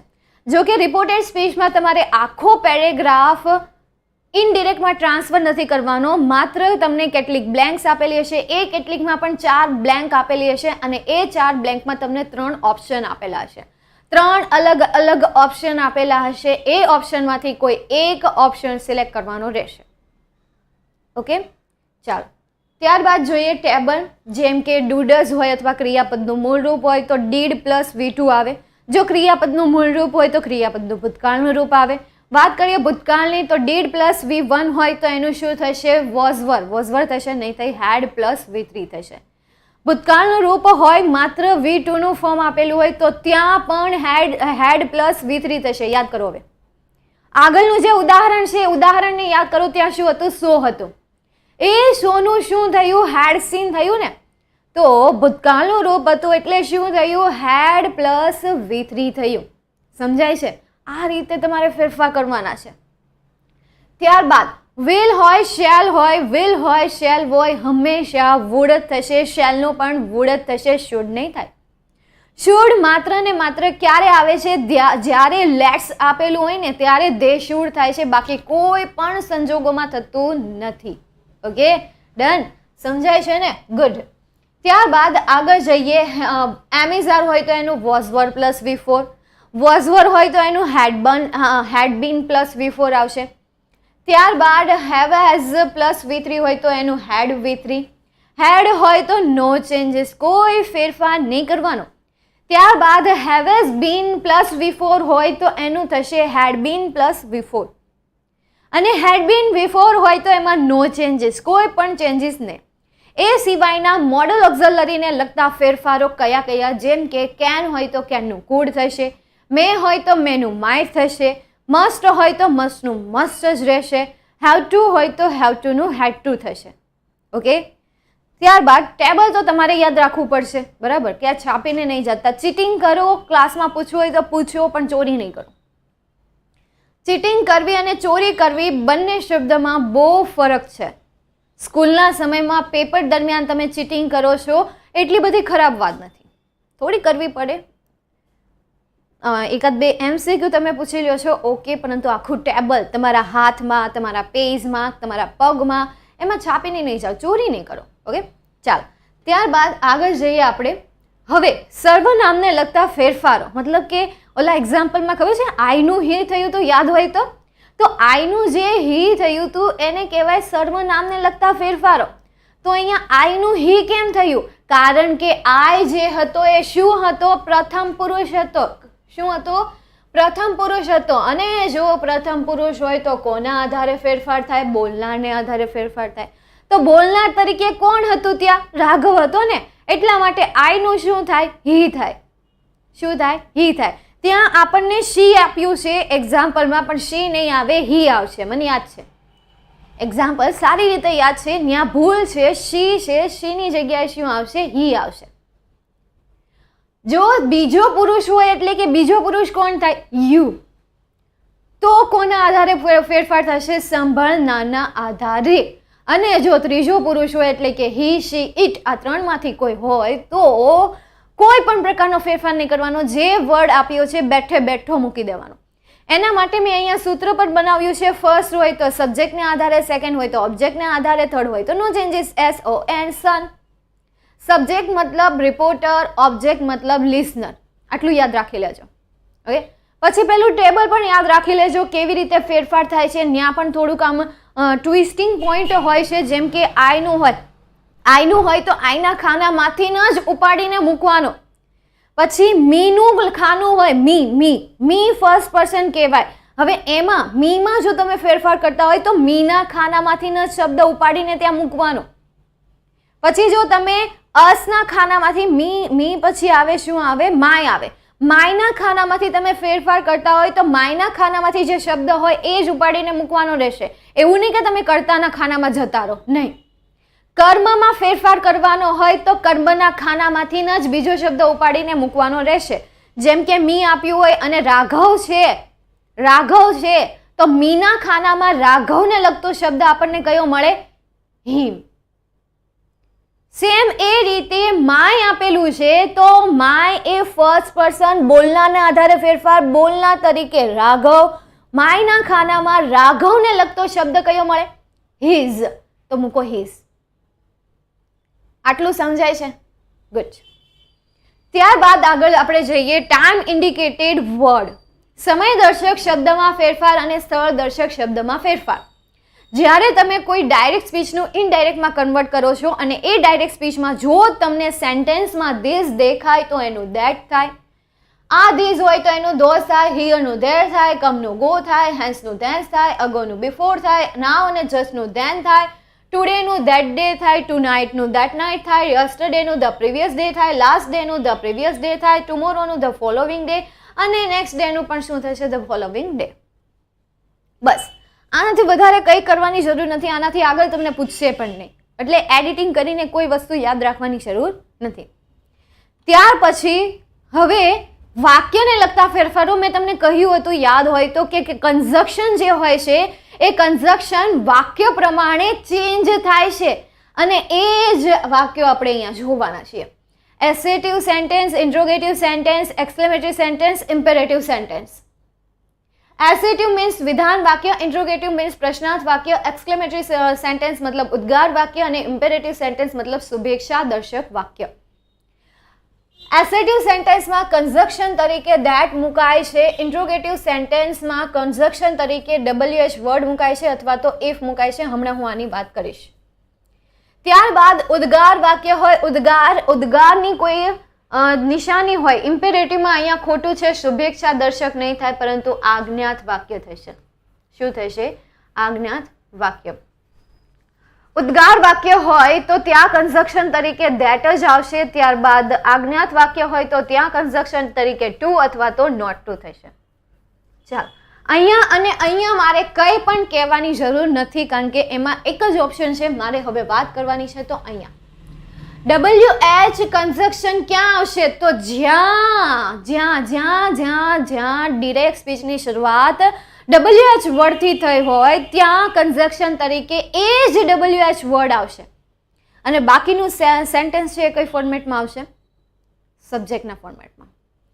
ત્યારબાદ ઇફ ક્યાં આવે? તો જે ડિરેક્ટ સ્પીચમાં ક્વેશ્ચનની શરૂઆત હેલ્પિંગ વર્બથી થઈ હોય, મતલબ કે do, does, am, is, are, એનાથી શરૂઆત થઈ હોય તો ત્યાં કન્જક્શન તરીકે ઇફ આવશે. હવે આપણે વાત કરીએ ટુ અને નોટ ટુની. તો ટુ ક્યાં આવશે? જ્યાં ડિરેક્ટ સ્પીચ પોઝિટિવ હશે ત્યાં ટુ આવશે, અને જ્યાં ડિરેક્ટ સ્પીચ નેગેટિવ હશે ત્યાં નોટ ટુ આવશે. ઓકે, આટલું યાદ રાખવાનું રહેશે. બીજું, એસેટિવ સેન્ટેન્સમાં કન્જક્શન તરીકે ટોલ્ડ મુકાશે, અથવા તો કોઈનો આન્સર આપતા હોય તો રિપ્લાઇડ આવે છે, આન્સર્ડ આવે છે. ઇન્ટ્રોગેટિવ સેન્ટેન્સમાં રિપોર્ટિંગ વર્બ તરીકે આસ્કડ આવશે અથવા તો ઇન્ક્વાયર્ડ મુકાશે. એક્સક્લેમેટરી સેન્ટેન્સ ઉદ્ગાર વાક્ય હોવાથી ત્યાં ભાવ પ્રમાણે વર્ડ મુકાશે. કોઈ સલાહ દેતું હોય તો એડવાઇઝડ આવશે, કોઈ સૂચન કરતું હોય તો સજેસ્ટેડ આવશે, દેન કોઈ બીજું શું આવશે? બસ ભાવ પ્રમાણે મતલબમાં મૂકવાનું. જ્યાં તમને જેવો ભાવ દેખાય એવા ભાવ પ્રમાણે ત્યાં તમારે વર્ડ મૂકવાનો. ત્યારબાદ ઇમ્પેરેટિવ સેન્ટેન્સ આજ્ઞાત વાક્યની વાત કરું તો આમાં ચેન્જ થઈ ગયો એવું નથી લાગતું? એક્સક્લેમેટરી સેન્ટેન્સ અને ઇમ્પેરેટિવ સેન્ટેન્સના જે મિનિંગ છે ને એ મિનિંગ અહીંયા ચેન્જ થઈ ગયા છે. ઇમ્પેરેટિવ સેન્ટેન્સ અને એક્સક્લેમેટરી સેન્ટેન્સ, આ ઉદ્ગાર વાક્ય અને આ ઇમ્પેરેટિવની વાત કરેલી છે. ચલો, એક્સક્લેમેટરીમાં છે ને અહીંયા એડવાઇઝ નહીં આવે, અહીંયા એડવાઇઝ નહીં આવે. એક્સક્લેમ વિથ તમારે લખવાનું રહેશે. શું લખવાનું રહેશે? એક્સક્લેમ વિથ. જે ભાવ હોય એ ભાવ તમારે અહીંયા લખવાનો રહેશે. જોય હોય તો જોય, હેપીનેસ હોય તો હેપીનેસ, ખુશ હોય તો પ્લીઝડ, અને કોઈ સરપ્રાઇઝ હોય તો આશ્ચર્યજનક હોય તો સરપ્રાઇઝ. અને મેં જે કીધું કે ભાઈ ઓર્ડર ભાવ પ્રમાણે મૂકવાનું, તો ઓર્ડર કોઈ કરતું હોય તો ઓર્ડર અહીંયા મૂકવાનું રહેશે. બરાબર.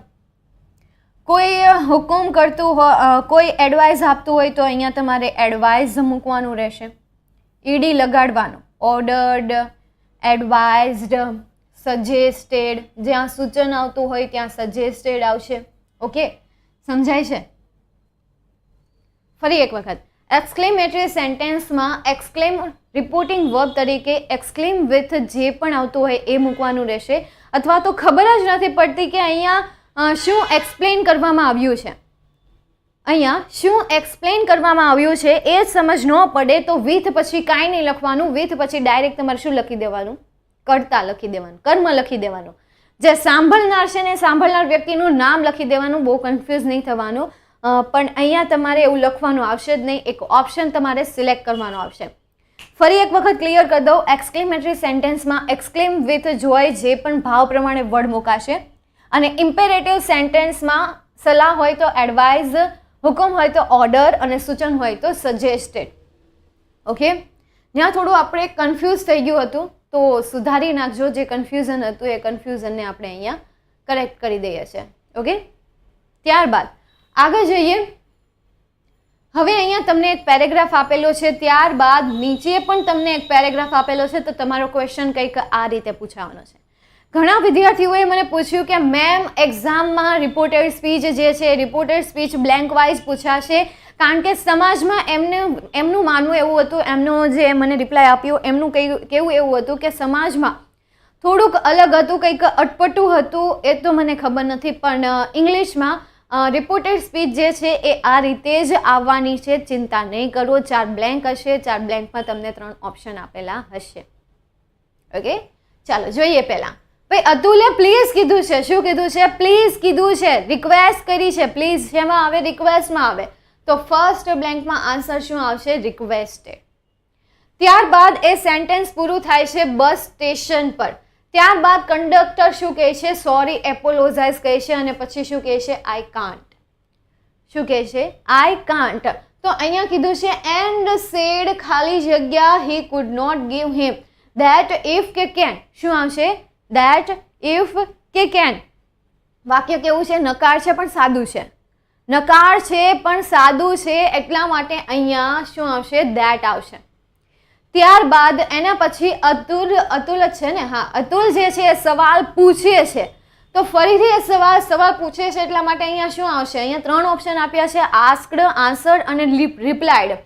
તો આસ્ક્ડ જે છે એ અહીંયા આન્સર તરીકે આવશે. ત્યારબાદ આપણે વાત કરીએ him, why it was so, the conductor requested, replied and suggested. તો કંડક્ટરે એનો જવાબ આપ્યો છે એટલા માટે અહીંયા આન્સર તરીકે આવશે રિપ્લાય. બસ આ રીતે તમારે બ્લેન્કને નિયમ જોઈને ફિલ કરવાની છે. બીજું કંઈ નવું નથી આમાં. હવે તો તમારે આ જાતે બનાવવાનું નથી, એટલે ઇઝીમાં ઇઝી થઈ ગયું. બસ તમારે ઓળખવાનું છે કે મારે આ તમને ખબર પડવી જોઈએ કે ભાઈ આ વિકલ્પ છે ક્યાં છે, અહીંયા છે. પોઈન્ટ તમને ખબર પડવી જોઈએ કે આ ખાલી જગ્યા મૂકી છે કોની પાસે મૂકી છે. તો પહેલી ખાલી જગ્યા અહીંયા હતી, બીજી ખાલી જગ્યા અહીંયા હતી, ત્રીજી ખાલી જગ્યા અહીંયા હતી અને ચોથી ખાલી જગ્યા પણ અહીંયા હતી. બસ એ જગ્યા ખબર પડી જાય એટલે તમારો બેડો પાર. તો તમારી રિપોર્ટેડ સ્પીચની તૈયારી કંઈક આ રીતે કરવાની છે. ત્યાર પછી આપણે WH ક્વેશ્ચન જોવાના છે. એ પહેલાં જો તમને રિપોર્ટેડ સ્પીચમાં કોઈ ક્વેશ્ચન હોય, કોઈ ક્વેરી હોય તો તમે પૂછી શકો છો. ચાલો હવે આપણે જોઈશું WH ક્વેશ્ચન, સૌથી ઇઝીમાં ઇઝી ટોપિક. હા મેમ, તમારા માટે, અમારા માટે તો નહીં, પણ તમે જો ટ્રાય કરો તો તમારા માટે પણ આ ઇઝી થઈ શકે છે. કારણ કે અમારા માટે પણ એક સ્ટેજ એવું આવ્યું હશે કે જ્યાં અમને આ ફ્રેમિંગ ધ ક્વેશ્ચન નામનો જે ટોપિક છે એ પણ અમારા માટે થોડો ટફ પડ્યો હશે. બટ અમે ત્યાં પ્રયત્ન કરવાના, એ એક્સરસાઇઝને સોલ્વ કરવાના, પ્રેક્ટિસ કરવાના જે ચાન્સીસ હતા એ ચાન્સીસને અમે ખોયા નથી. એના પર અમે પ્રેક્ટિસ કરી છે એટલે આજે સક્સેસ થયા. તો તમે પણ થઈ શકો છો. ચાલો આપણે ઓવરવ્યૂ કરી લઈએ કે કઈ રીતે WH ક્વેશ્ચન આપણે સોલ્વ કરવા.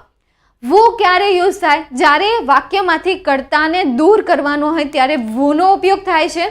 વોમ ક્યારે યુઝ થાય છે? જેના પર આપણે ક્રિયા કરી રહ્યા છીએ અથવા તો કોઈ વ્યક્તિ કોઈને મળવા જાય છે, કોઈ વ્યક્તિ કોઈને પનિશમેન્ટ કરે છે, તો કોને કરે છે? તેને કરે છે. તો તેને આપણે કાઢી નાખીએ ત્યારે વોમથી પ્રશ્ન બને, બરાબર. ત્યારબાદ વોઝ સંબંધ અને માલિકી દર્શાવતો બાબત. તો જ્યાં એપોસ્ટ્રોફી એસ મૂકીને પછી કોઈ નામ મુકાયું હોય, નાઉન મુકાયું હોય અને એ નાઉન જો દૂર કરવાનું હોય તો વોઝથી પ્રશ્ન થશે. વિચ જે નિર્જીવ અને પ્રાણી માટે વપરાય છે. નિર્જીવ માટે તો વપરાય છે, સાથે સાથે પ્રાણી માટે પણ એ શબ્દ વપરાય છે. હવે તો આ જ્યારે નિર્જીવ શબ્દ દૂર કરવાનો હોય ત્યારે વિચનો યુઝ થાય છે. ત્યારબાદ વોટનો ઉપયોગ કર્મ દૂર કરવાનો હોય ત્યારે વોટનો યુઝ થાય છે.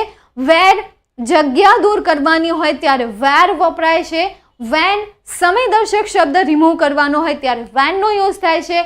દેન વાય કારણ દર્શક શબ્દ અહીંયાથી દૂર કરવાનો હોય તો વાય ઉપયોગી બને છે. હાઉ કોઈ ક્રિયા કેવી રીતે થઈ અને કેવી રીતે જો કાઢી નાખવામાં આવે તો હાઉથી પ્રશ્ન બને. હાઉ મેની સંખ્યા દર્શક શબ્દ જો રિમૂવ કરવાનો હોય તો હાઉ મેનીથી પ્રશ્ન બનશે. હાઉ મચ જથ્થો દૂર કરવાનો હોય તો હાઉ મચથી પ્રશ્ન બનશે. હાઉ લોંગ લંબાઈ અથવા તો સમય જાણવા માટે હાઉ લોંગનો ઉપયોગ થાય છે. હાઉ ફાર અંતર જાણવા માટે હાઉ ફાર વપરાય છે. જોઈએ ક્વેશ્ચન કઈ રીતે પૂછાય છે તમારે. ક્વેશ્ચન કંઈક આ રીતે. એક ક્વેશ્ચન તો મેં 2021માં પૂછાયેલો જ લીધેલો છે, જેમાં કહ્યું છે Hiren drew a nice picture. જેમાંથી તમારે હિરેન રિમૂવ કરવાનું છે તો શેનાથી પ્રશ્ન બનશે? હિરેન શું કહેવાશે? કર્તા, રાઈટ. તો કર્તાને આપણે દૂર કરીએ તો શેનાથી પ્રશ્ન બને? વોથી પ્રશ્ન બને. તો અહીંયા વો દર્શાવતા ઓપ્શન આપણી પાસે માત્ર ને માત્ર એક જ છે. કયો ઓપ્શન છે? માત્ર એક જ ઓપ્શન છે અને એ ઓપ્શન છે એ. તો અહીંયા ફર્સ્ટમાં શું આન્સર આવશે? A answer. ત્યારબાદ ચૈતાલી રોટ અ લેટર.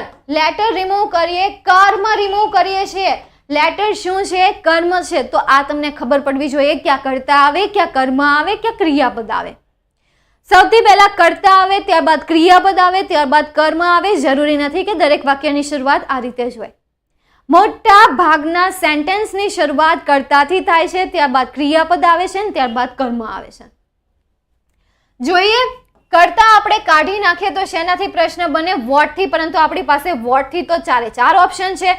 તો જોઈએ હવે કાળ. કાળ કયો છે? ભૂતકાળ. ભૂતકાળ હોય તો શું આવે? ડીડ આવે. તો આપણી પાસે ઓપ્શન છે સી અને ડી.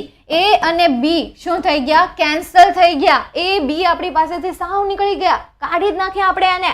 તો વોટ ડીડ ચૈતાલી? ઓકે, અહીંયા રોટ આપેલું છે ભાઈ, આ તો ખોટું પડ્યું, કારણ કે જ્યાં ડીડ હોય ત્યાં ક્રિયાપદનું મૂળ રૂપ આવે. એટલા માટે અહીંયા સાચો આન્સર શું થશે? ડી આન્સર એ આપણો કરેક્ટ આન્સર થશે. ત્યારબાદ નેક્સ્ટ ટોપિક છે do as direct. Do as ડિરેક્ટમાં ચેન્જ ધ જેન્ડર એટલે કે જાતિ બદલો. ડુ એઝ ડિરેક્ટ તમારે 4 માર્ક્સમાં પૂછવાનું છે, એ ખબર છે તમને? ડુ એઝ ડિરેક્ટ જે છે ને 4 માર્ક્સમાં પૂછવાનું છે. એ 4 માર્ક્સમાં 2 પેરેગ્રાફ આપ્યા હશે. એક પેરેગ્રાફના 2 માર્ક્સ, બીજો પેરેગ્રાફનો 2 માર્ક્સ. બીજો જે પેરેગ્રાફ છે એ કમ્પલસરી પેસિવ વોઇસમાં જ હશે, મતલબ પેસિવ વોઇસ તો કમ્પલસરી હશે જ. અને પહેલો પેરેગ્રાફ જે છે એ પહેલા પેરેગ્રાફમાં કાં તો જેન્ડર હશે, કાં તો સિંગ્યુલર ઓર પ્લુરલ હશે, કાં તો ટેન્સ હશે. અને ત્યાર પછી છે ચેન્જ ધ વોઇસ. ચાલો જોઈએ ટેન્સનું ટેબલ, ચેન્જ ધ જેન્ડર, ત્યારબાદ સિંગ્યુલર ઓર પ્લુરલ પણ સમજી લઈએ. જેન્ડરમાં ચેન્જીસ કરવાના હોય તો આ રીતે ચેન્જીસ થશે. આખું ટેબલ તમારે મતલબ અને સમજી લેવાનું છે કે ભાઈ કઈ રીતે ચેન્જીસ થશે. જેમ કે તમને મેલમાંથી ફિમેલ કરવાનું કીધું હોય તો જ્યાં જ્યાં હી હોય ત્યાં ત્યાં શી થશે, જ્યાં જ્યાં હિઝ હોય ત્યાં ત્યાં હર થશે, જ્યાં જ્યાં હિમ હોય ત્યાં ત્યાં હર થશે.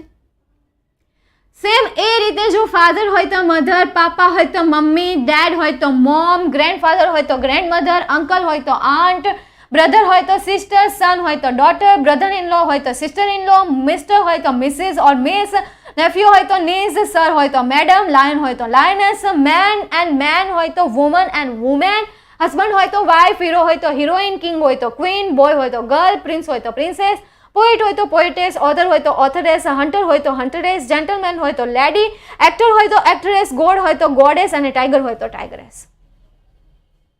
એની જગ્યાએ જો તમને ફિમેલમાંથી મેલ કરવાનું કીધું હોય તો ઉલટું કરી નાખવાનું, બરાબર?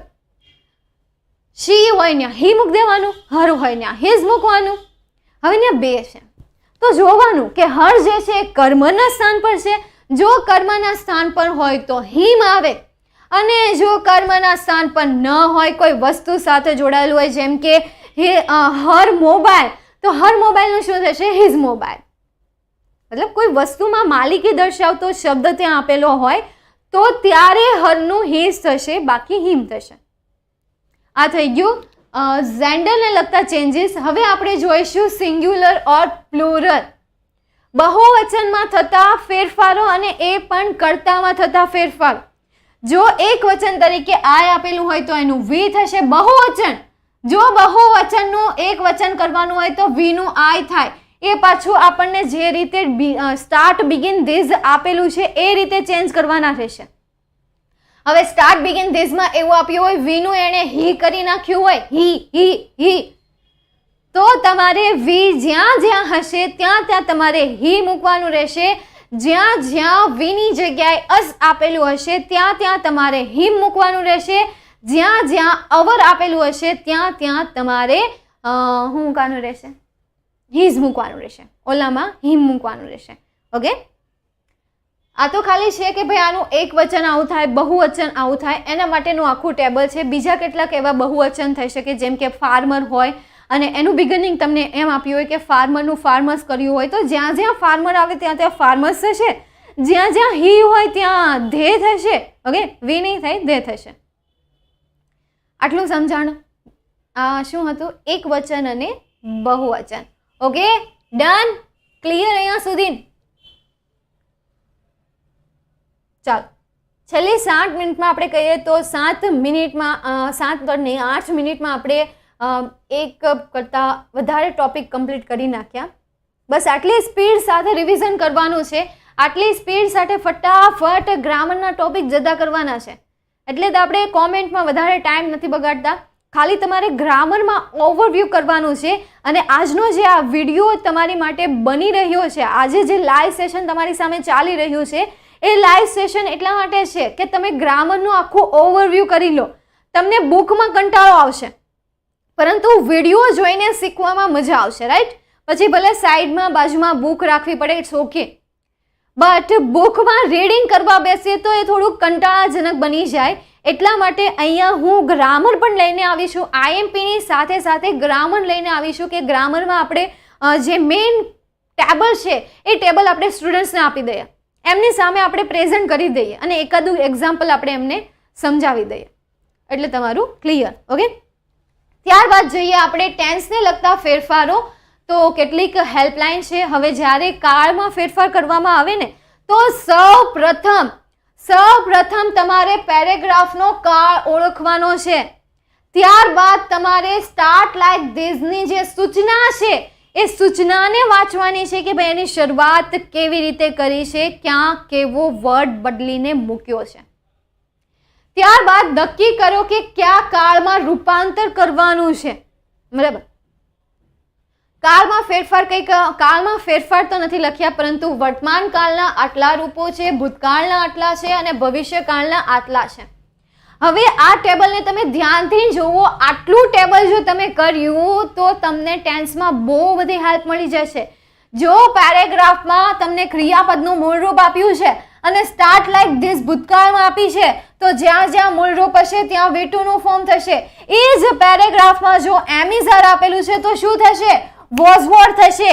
એ જ પેરેગ્રાફમાં જો મે આપેલું છે તો શું થશે? મેનું માઇટ થશે. એના એ જ પેરેગ્રાફમાં જો હેવ ટુ આપેલું છે તો એનું શું થશે? હેવ ટુ થશે. સેમ એ રીતે પ્રેઝન્ટમાં આપેલા પેરેગ્રાફને સ્ટાર્ટ લાઈક ધીસ કરીને આપ્યું છે ભવિષ્યકાળ, વિલ કરીને આપ્યું છે, તો જ્યાં ક્રિયાપદનું મૂળરૂપ હશે ત્યાં વિલ પ્લસ V1 આવશે. જ્યાં ડુ ડઝ આપ્યું હશે ત્યાં વિલ પ્લસ V1 આવશે. જ્યાં એમિઝાર પ્લસ V4 આપ્યું છે, શું આપ્યું છે? એમિઝાર પ્લસ V4 આપ્યું છે તો વિલ બી પ્લસ V4 આવશે. અને હેવેઝ પ્લસ V3 આપેલું છે તો વિલ હેવ પ્લસ V3 થશે. તો આ ટેબલ તમને આ રીતે મદદ કરશે. એ જ રીતે જો ભવિષ્યનું વર્તમાનમાં આપ્યું હોય તો તમારે વર્તમાનમાં જવાનું, ભૂતકાળનું જો વર્તમાનમાં આપ્યું હોય તો ભૂતકાળથી તમારે વર્તમાનમાં જવાનું. બરાબર, હવે ત્યાં તમારે તમારું લોજિક થોડું ચલાવવું પડશે. Okay, done, good. ત્યાર પછી આગળ જઈએ આપણે change the voice. Change the voice મતલબ કે કર્તરી વાક્યને કર્મણીમાં ફેરવવું. એક્ટિવ વોઇસના વાક્યને પેસિવ વોઇસમાં લઈ જવું, એને કહેવાય ચેન્જ ધ વોઇસ. વોઇસના બે પ્રકાર છે, એક એક્ટિવ વોઇસ, બે પેસિવ વોઇસ. એક્ટિવ વોઇસ મતલબ કર્તરી વાક્ય, પેસિવ વોઇસ મતલબ કર્મણી વાક્ય.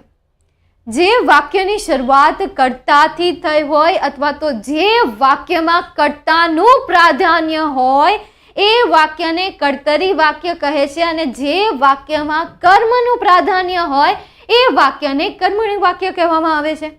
Let's see. Change the voice એટલે એક્ટિવનું પેસિવમાં રૂપાંતર કરવું. પ્રથમ કર્તા અને બીજા કર્તાને લગતા ફેરફારો, જરૂરી ફેરફારો કરવા. બાય કરતા પહેલા મૂકવું, સમય સૌથી છેલ્લે મૂકવો, ક્રિયાપદમાં કાળ મુજબના જરૂરી ફેરફાર કરવા. આ છે ઇમ્પોર્ટન્ટ નોટ કે જ્યારે તમે કોઈ પેરેગ્રાફને પેસિવ વોઇસમાં લઈ જાઓ છો ત્યારે તમારે આ બાબતને ધ્યાનમાં રાખવાની રહેશે. ઓકે, આગળ જોઈએ. હવે અહીંયા જે તમને દેખાય છે એ ટેન્સનું એક ટેબલ છે. તમે છેલ્લું યાદ હોય તો શું જોયું હતું? કાળને લગતા જરૂરી ફેરફાર કરવા. તો એ ફેરફાર તમારે આ ટેબલને આધારે કરવાના રહેશે. પણ એટલું યાદ રાખજો, રિપોર્ટેડ સ્પીચ અને એક્ટિવ પેસિવ તમારું ભેગું ન થવું જોઈએ, એને તમારે અલગ જ રાખવાના છે. ઓકે, ચાલો જોઈએ. ક્રિયાપદનું મૂળરૂપ હોય તો એનું એમિઝાર પ્લસ V3 થશે. ડુડઝ હોય તો એમિઝાર પ્લસ V3 થશે. ક્રિયાપદનું ભૂતકાળનું રૂપ હોય તો વોઝ વર પ્લસ V3 થશે. જો ડીડ આપેલું હોય તો એનું પણ વોઝ વર પ્લસ V3 થશે. V3 તો કમ્પલસરી આવશે. કોઈ પણ એક્ટિવને તમે પેસિવમાં ફેરવો તો એનું V3 થવાનું જ છે, થશે જ. વિલ હોય તો એનું વિલ બી પ્લસ V3 થશે. એમ ઇઝ આર પ્લસ V4 હોય તો am is are plus being plus V3. Was were plus V4 હોય તો was were plus being plus V3. Will plus V4 હોય તો will plus being plus V3. અહીંયા બી આવશે. ત્યારબાદ હેવેઝ હેડ પ્લસ V3 હોય તો હેવેઝ had plus bin plus V3. ત્યારબાદ will have been plus V3 આવશે જ્યારે વિલ હેવ આપેલું હોય ત્યારે. ત્યારબાદ કેન, કુડ, મે, માઇટ જેવા મોડલ ઓક્ઝિલરી આપ્યા છે તો એના પછી આવશે બી અને ત્યાર પછી આવશે V3. બસ અહીંયા સુધી. હવે હેવ બીન, હેડ બીન સુધી જવાની કોઈ જરૂર નથી. બસ અહીંયા સુધી તમારે આ કાળ યાદ રાખવાના છે. ખાસ કરીને આ ટેબલ તમારે યાદ રાખવાનું છે અને રિપોર્ટેડ સ્પીચનું પણ ટેબલ યાદ રાખવાનું છે. ઓકે. ત્યારબાદ કર્તા અને કર્મને લગતા ફેરફારો. તો બીજો મુદ્દો હતો કે કર્તા અને કર્મમાં જરૂરી ફેરફાર કરવા. ફોર એક્ઝામ્પલ તરીકે કર્તા તરીકે તમારી પાસે એક્ટિવ વોઇસમાં સાંભળજો, હું જે બોલું છું ને કાન દઈને સાંભળજો. જરાક તમારે નજીક આવવું હોય ને, કાન તમારો થોડો નજીક લાવવો હોય ને તો કાન તમારો થોડુંક નજીક લાવી દેજો અને સાંભળજો. શું કહું છું હું કે એક્ટિવ વોઇસમાં કર્તા તરીકે જો આઈ હોય અને જો એ આઈને તમે જો ને લઈ જ જવાનું છે, એ આઈને તમે કર્મના સ્થાને લઈ જાઓ છો તો એ આઈ નું મી થઈ જાય. શું થાય? મી થાય. સેમ એ રીતે કર્મ તરીકે તમારી પાસે મી છે અને એ મીને ઉપાડીને તમે કર્તાના સ્થાન પર લાવો છો તો મીનું શું થશે? આઈ થશે. સમજાય છે? વી નું અસ, અસ નું વી, યુ નું યુ, યુ નું યુ, હી નું હિમ, હિમ નું હી, શી નું હર, હર નું શી, દે નું દેમ, દેમ નું દે. This is the passive voice. This is the table of subject or object. Okay. Hello. કોઈ objection? If you have any objection, then you ask me. Then you say. Speak out. If you have any objection. No. ચિંતા નહીં કરો, paper એકદમ easy આવશે. Relax લો. અત્યાર સુધી તમારા paper easy આવ્યા છે. તમે મહેનત કરી એ મહેનત પ્રમાણેનું એમણે સવાલ પૂછેલા છે. એના કરતાં પણ ઇઝી ક્વેશ્ચન એમણે પૂછેલા છે. જો અત્યાર સુધીના પેપર સહેલા આવ્યા છે તો પછી ઇંગ્લિશમાં શું કામ ને હોપ ખો, ઇંગ્લિશમાં શું કામ ડરો છો ભાઈ? ભાઈ બહુ છે ભાઈ, ડરવાનું નહીં. જેટલું આવડે છે એટલું લખીને આવવાનું. નથી આવડતું તો કંઈ નહીં, છોડી દેવાનું. એને માથા પર નહીં લઈને ફરવાનું ભાઈ, ટેન્શન લઈને નહીં ફરવાનું. ક્યાં આપણી ભાષા છે, એટલું બધું ટેન્શન શું કામ લેવાનું? રિઝલ્ટ બનાવવા માટે આટલું બધું ઇંગ્લિશમાં ટેન્શન લેવાનું? આવડે એટલું લખવાનું હોય, ન આવડે તો કંઈ નહીં. થાય એટલી તૈયારી કરવાની, નથી થતી તો કંઈ નહીં. મેમ તો થતી જ નથી, અમારે સૂઈ જ જવું છે, મારે તો મસ્ત આટા જ મારવા, તો પછી એ તમને નડશે. બરાબર? ઓકે, ચાલો. ત્યારબાદ આગળ જઈએ. Do as direct gender. ઝેન્ડરનો એક અહીંયા એક્ઝામ્પલ મેં લીધેલું છે. જેટલી પણ થિયરી જોઈ ગયા એનું મેં અહીંયા એક એક્ઝામ્પલ લીધું છે. અત્યારે હું સોલ્વ કરું છું, પછી તમે જાતે સોલ્વ કરજો. અ જેન્ટલમેન. જેન્ટલમેન અહીંયા શું કર્યું છે? લેડી. તો જ્યાં જ્યાં મેલ વર્ડ હશે, મતલબ આ પેરેગ્રાફમાં કેવા ચેન્જીસ કરવાના છે? Male to female. તો first find out the male word. Okay, gentleman male word, horse male word. Horse male word જ થાય ને? હોર્સ મેલ વર્ડ થાય કે ફિમેલ થાય? ત્યારબાદ હી મેલ વર્ડ. ત્યારબાદ little girl male word. Her grandfather male word.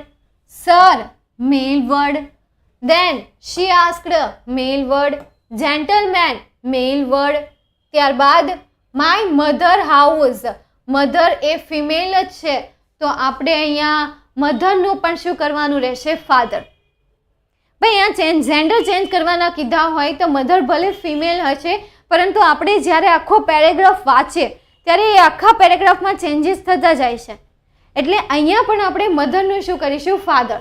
સૌથી પહેલાં અહીંયા હીનું શું થશે? શી થશે. ત્યારબાદ હર ગ્રેન્ડફાધર છે તો હર ગ્રેન્ડફાધરનું શું થશે? His grandmother. His grandmother. Full stop. ત્યારબાદ સરનું શું થશે? મેડમ. ત્યારબાદ શીનું શું થશે? હી. ત્યારબાદ જેન્ટલમેનનું શું થશે? લેડી. ત્યારબાદ માય મધર છે તો માય મધરનું શું થશે? ફાધર. ઓકે, બસ આ જ તમને કન્ફ્યુઝ કરી દે. બસ ત્યાં જ તમે કન્ફ્યુઝ નહીં થતા, બાકી તો પાટા ઉપર જ ચડી જશે ગાડી. ત્યારબાદ સિંગ્યુલર અને પ્લુરલ એટલે કે નંબરમાં થતા ફેરફારો, જેમ કે અહીંયા આપ્યું છે ટ્રીઝ, અહીંયા હતું ટ્રી અને એનું શું થઈ ગયું? ટ્રીઝ થઈ ગયું, બહુવચન થઈ ગયું. તો હવે જેટલા પણ મતલબ આમાં આપણે શું કરવાનું છે? સિંગ્યુલરમાંથી જવાનું છે પ્લુરલમાં, બહુવચનમાં. એક વચનમાંથી બહુવચનમાં જવાનું છે. તો આમાં મળી ગયું ટ્રી. ત્યારબાદ અહીંયા આપ્યું છે ઇટ ગિવ્સ. ઇટ ગિવ્સની જગ્યાએ શું થઈ જશે? હમણાં આપણે આગળ જોઈએ. અસ અ ફ્રૂટ, ફ્રૂટનું પણ ચેન્જ થશે. A bird builds. Its nest એટલે અહીંયા પણ ચેન્જીસ થશે. ઇન અ ટ્રીમાં ચેન્જીસ થશે. ઇટ ગીવમાં ચેન્જીસ થશે. એન એનિમલમાં ચેન્જીસ થશે. બિગિન ધીસ વે આપણે કાઢી નાખવાનું છે, એ ટાઈપિંગ મિસ્ટેક છે. તો અહીંયા સૌથી પહેલા ઇટ ગીવ્સ, ઇટ ગીવ્સનું શું થશે? દે ગીવ્સ. દે ગીવ્સ, ગીવ્સ એસ નીકળી જશે. ત્યારબાદ ફ્રૂટ છે તો ફ્રૂટનું બહુવચન શું થશે? ફ્રૂટ્સ થશે. ત્યારબાદ બર્ડ્સ છે, અ બર્ડ છે તો બર્ડ્સનું શું થશે? અ બર્ડનું શું થશે? બર્ડ્સ. પછી જેના ચેન્જીસ મેં એક વાર કર્યા છે એના આપણે બીજી વાર નહીં કરીએ. બિલ્ડ છે તો બિલ્ડમાં પણ ફેરફાર થશે. બિલ્ડનું શું? બિલ્ડ્સનું શું થઈ જશે? માત્ર બિલ્ડ. ત્યારબાદ નેસ્ટ છે તો નેસ્ટનું શું થશે? નેસ્ટ. ત્યારબાદ ટ્રી છે તો ટ્રીનું શું થશે? ટ્રીઝ. ત્યારબાદ ગિવ્સ છે તો ગીવનું શું થશે? એક વચન આવી જશે ગીવ, કારણ કે આપણે બહુવચન કરીએ ત્યારે એનું ક્રિયાપદનું મૂળરૂપ આવી જાય. એનિમલ છે તો એનિમલનું શું થશે? એનિમલ્સ. Full stop.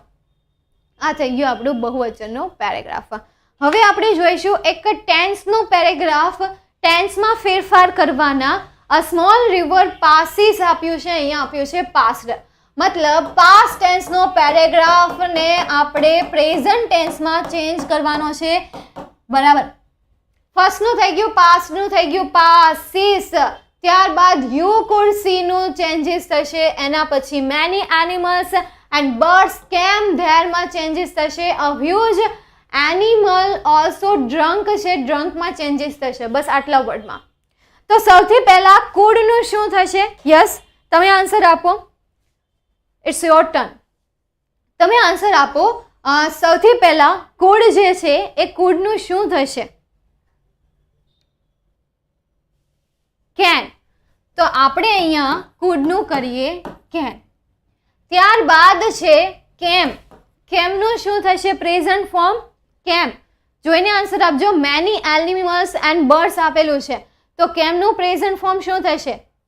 રાઈટ, કમ. બહુ ઝડપથી આન્સર આપો છો હે, 8 સેકન્ડ લેટ હોય તો પણ. ચાલો. ત્યારબાદ ડ્રંક. તો ડ્રંકનું શું થશે? આનો પણ આન્સર આપી દીધો. વાવ. તો ડ્રંકનું શું થશે? ડ્રિંક. બહુ ઝડપથી, ખરેખર ખબર જ છે મેમ આના પછીનો ક્વેશ્ચન પૂછવાના છે એટલે અગાઉથી આપણે એનો આન્સર આપી દઈએ. ત્યારબાદ નેક્સ્ટ પેરેગ્રાફ તરફ જઈએ છીએ. Do is direct. ઓલો ડિજિટલ વન. ઓકે, તો હમણાં પૂરું કરી દઉં. ચાલો. ત્યારબાદ આપણે ડુ એઝ ડિરેક્ટ જોઈશું, પણ એ પહેલાં જો તમને ટેન્સમાં કોઈ ક્વેશ્ચન હોય તો તમે પૂછી શકો છો. ત્યારબાદ આપણે જઈએ વોઇસ પર. વોઇસ જો કે આપણું લાસ્ટ સેન્ટેન્સ છે. ઓકે, ચાલો. તો કોઈ ક્વેરી નથી તો આપણે હવે જોઈએ વોઇસ. અમન ડિફીટેડ હિતેન. તો Hiten was defeated by Aman. He won the first prize. તો ધ ફર્સ્ટ પ્રાઇઝ જે છે એ શું કહેવાશે? આપણું ઓબ્જેક્ટ કહેવાશે. અને એ ઓબ્જેક્ટને આપણે લાવીએ કર્તાના સ્થાન પર તો વાક્ય શું બનશે? ધ ફર્સ્ટ પ્રાઇઝ વોન આપેલું છે એટલા માટે અહીંયા આવશે વોઝ વોન બાય હિમ, કારણ કે વોન નું V3 નું ફોર્મ પણ શું થશે? વોન જ. ત્યારબાદ વી કોંગ્રેચ્યુલેટેડ હિમ, તો હિમ એ કર્મ છે અને કર્મને આપણે વાક્યની શરૂઆતમાં લાવીએ તો શું થશે? he was. કોંગ્રેચ્યુલેટેડ નું V3 નું ફોર્મ પણ શું થવાનું છે? કોંગ્રેચ્યુલેટેડ જ છે. તો આપણે અહીંયા લખીએ કોંગ્રેચ્યુલેટેડ બાય કોના દ્વારા? વી નું થશે અસ, ફૂલ સ્ટોપ. ત્યારબાદ he thanked us છે તો we were thanked by him. thanked by he છે તો he નું શું થશે? him, ફૂલ સ્ટોપ. ત્યારબાદ નેક્સ્ટ ગ્રામરનો ટોપિક છે કન્જક્શન. કન્જક્શન મતલબ શું થશે? સંયોગીકરણ થશે. અને 10માં તમારે કન્જક્શનમાં શું કરવાનું છે? 2 સેન્ટેન્સ આપ્યા હશે, એ 2 સેન્ટેન્સને એક કન્જક્શન વડે જોડવાનું રહેશે.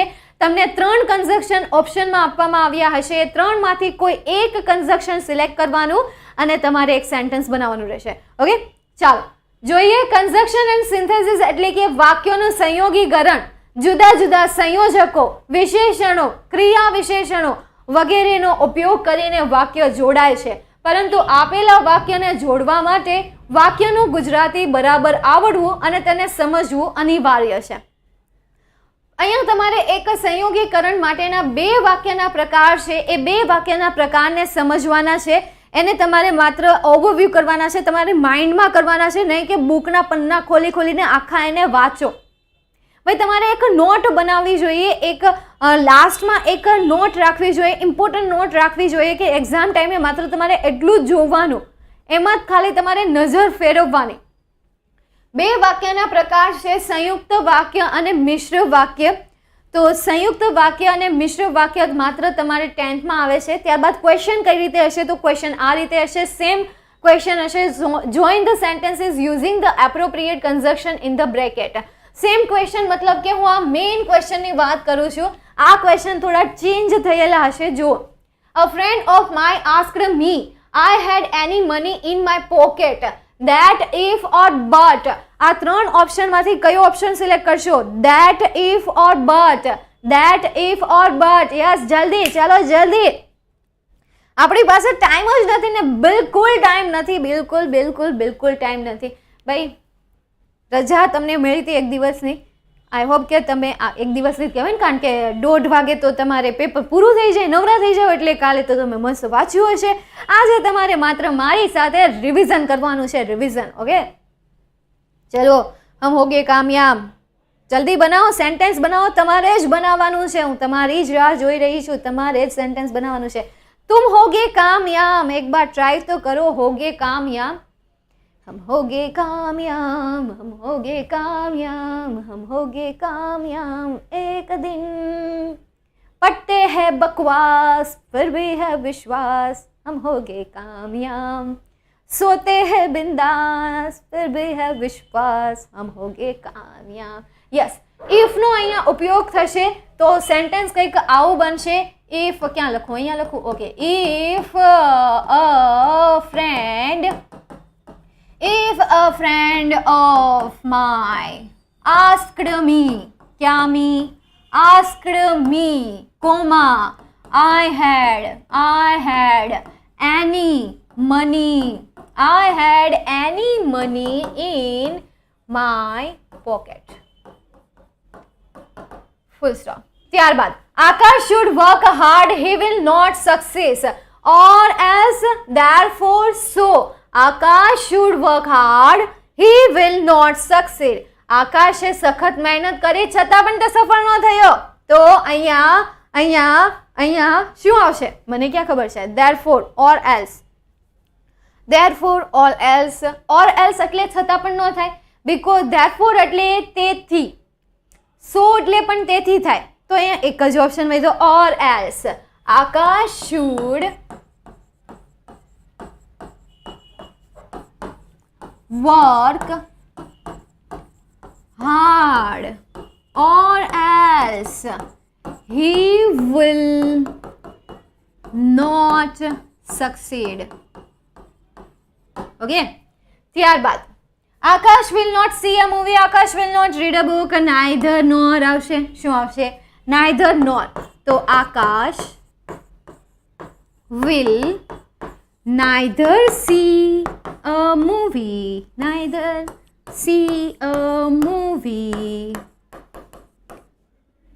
nor read a book, nor read a book. Full stop. Okay, આ થઈ ગયું તમારું કન્જક્શન. ત્યારબાદ છે એડિટિંગ, અને એડિટિંગમાં કેટલી ભૂલો આવે એ આપણે ઓવરવ્યૂ કરી લઈએ. એડિટિંગમાં કેટલીક મહત્વની ભૂલો આ પ્રકારની હોય છે, જેમ કે કન્જક્શનને લગતી ભૂલો, પછી પ્રિપોઝિશનને લગતી ભૂલો, દેન હોમોફોન્સને લગતી ભૂલો, અને ત્યાર પછી સ્પેલિંગને લગતી ભૂલો, વિરોધી શબ્દોને લગતી ભૂલો હોઈ શકે, ટેન્સને લગતી ભૂલો હોઈ શકે, વોઇસને લગતી ભૂલ હોઈ શકે, સર્વનામને લગતી ભૂલ હોઈ શકે, એન્ડ અધર ગ્રામેટિકલ મિસ્ટેક, અને બીજી ઘણી ગ્રામેટિકલ મિસ્ટેક પણ હોઈ શકે છે. તો આ મિસ્ટેકોને તમારે સુધારવાની છે, પરંતુ અહીંયા મિસ્ટેક નહીં હોય. અહીંયા તમને એક બ્લેન્ક આપેલી હશે, એ બ્લેન્કની બાજુમાં તમને 3 ઓપ્શન આપેલા હશે.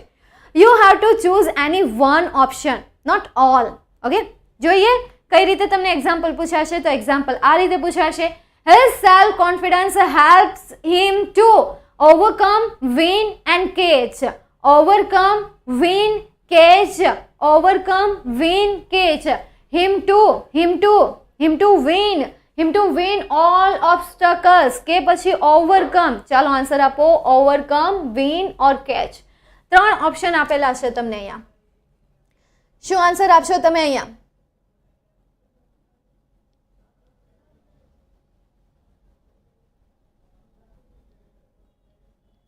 જીતવું, હારવું, ઓવરકમ એટલે કે એમાંથી બહાર આવી જવું, અને જે વિન છે એટલે જીતવું થાય, અને કેચ એટલે શું થાય? પકડવું થાય.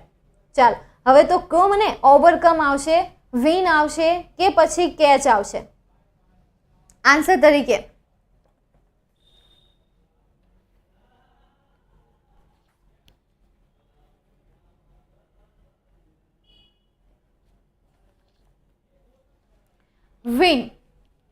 win all the obstacles and give success.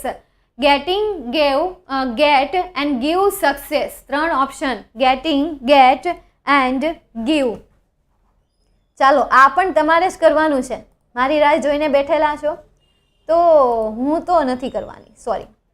આનો આન્સર પણ તમારે જ આપવાનો રહેશે. ભાઈ થોડીક તો પ્રેક્ટિસ કરો.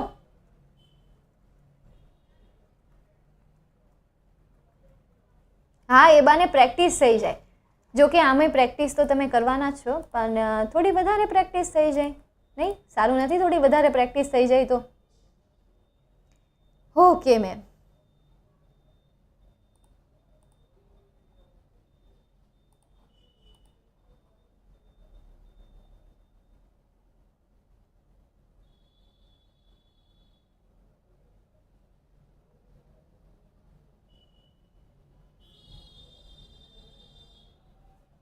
ઓકે, ગેટ આન્સર આપે છે. Okay, done. Get, success. He is ખાલી જગ્યા ઓલવેઝ, ઓફન, નેવર, ડિસઅપોઇન્ટેડ. તો હવે હી ઇઝ ઓફન, ઓલવેઝ કે પછી નેવર? ઓફન, ઓલવેઝ કે નેવર? અચ્છા, અહીંયા તો એનો પણ આન્સર આવી ગયો છે અગાઉથી જ તે નેવર આન્સર. ચાલો ફરીથી ચેક કરીએ. His self confidence help him to win all obstacles. Win નહીં, overcome all the obstacles. Then second paragraph is ખાલી જગ્યા presence, presenting. કયો MCQ, કયો સ્પેલિંગ અહીંયા સાચો છે? ચલો 2 MCQ માંથી કોઈ પણ એક. યસ, CE વાળો તો અહીંયા આવશે presence. ત્યારબાદ is always a cause of ખાલી જગ્યા irritation, irritating કે પછી safety? irritation, irritating કે safety? Yes, irritation. Then to ખાલી જગ્યા her, hers and his.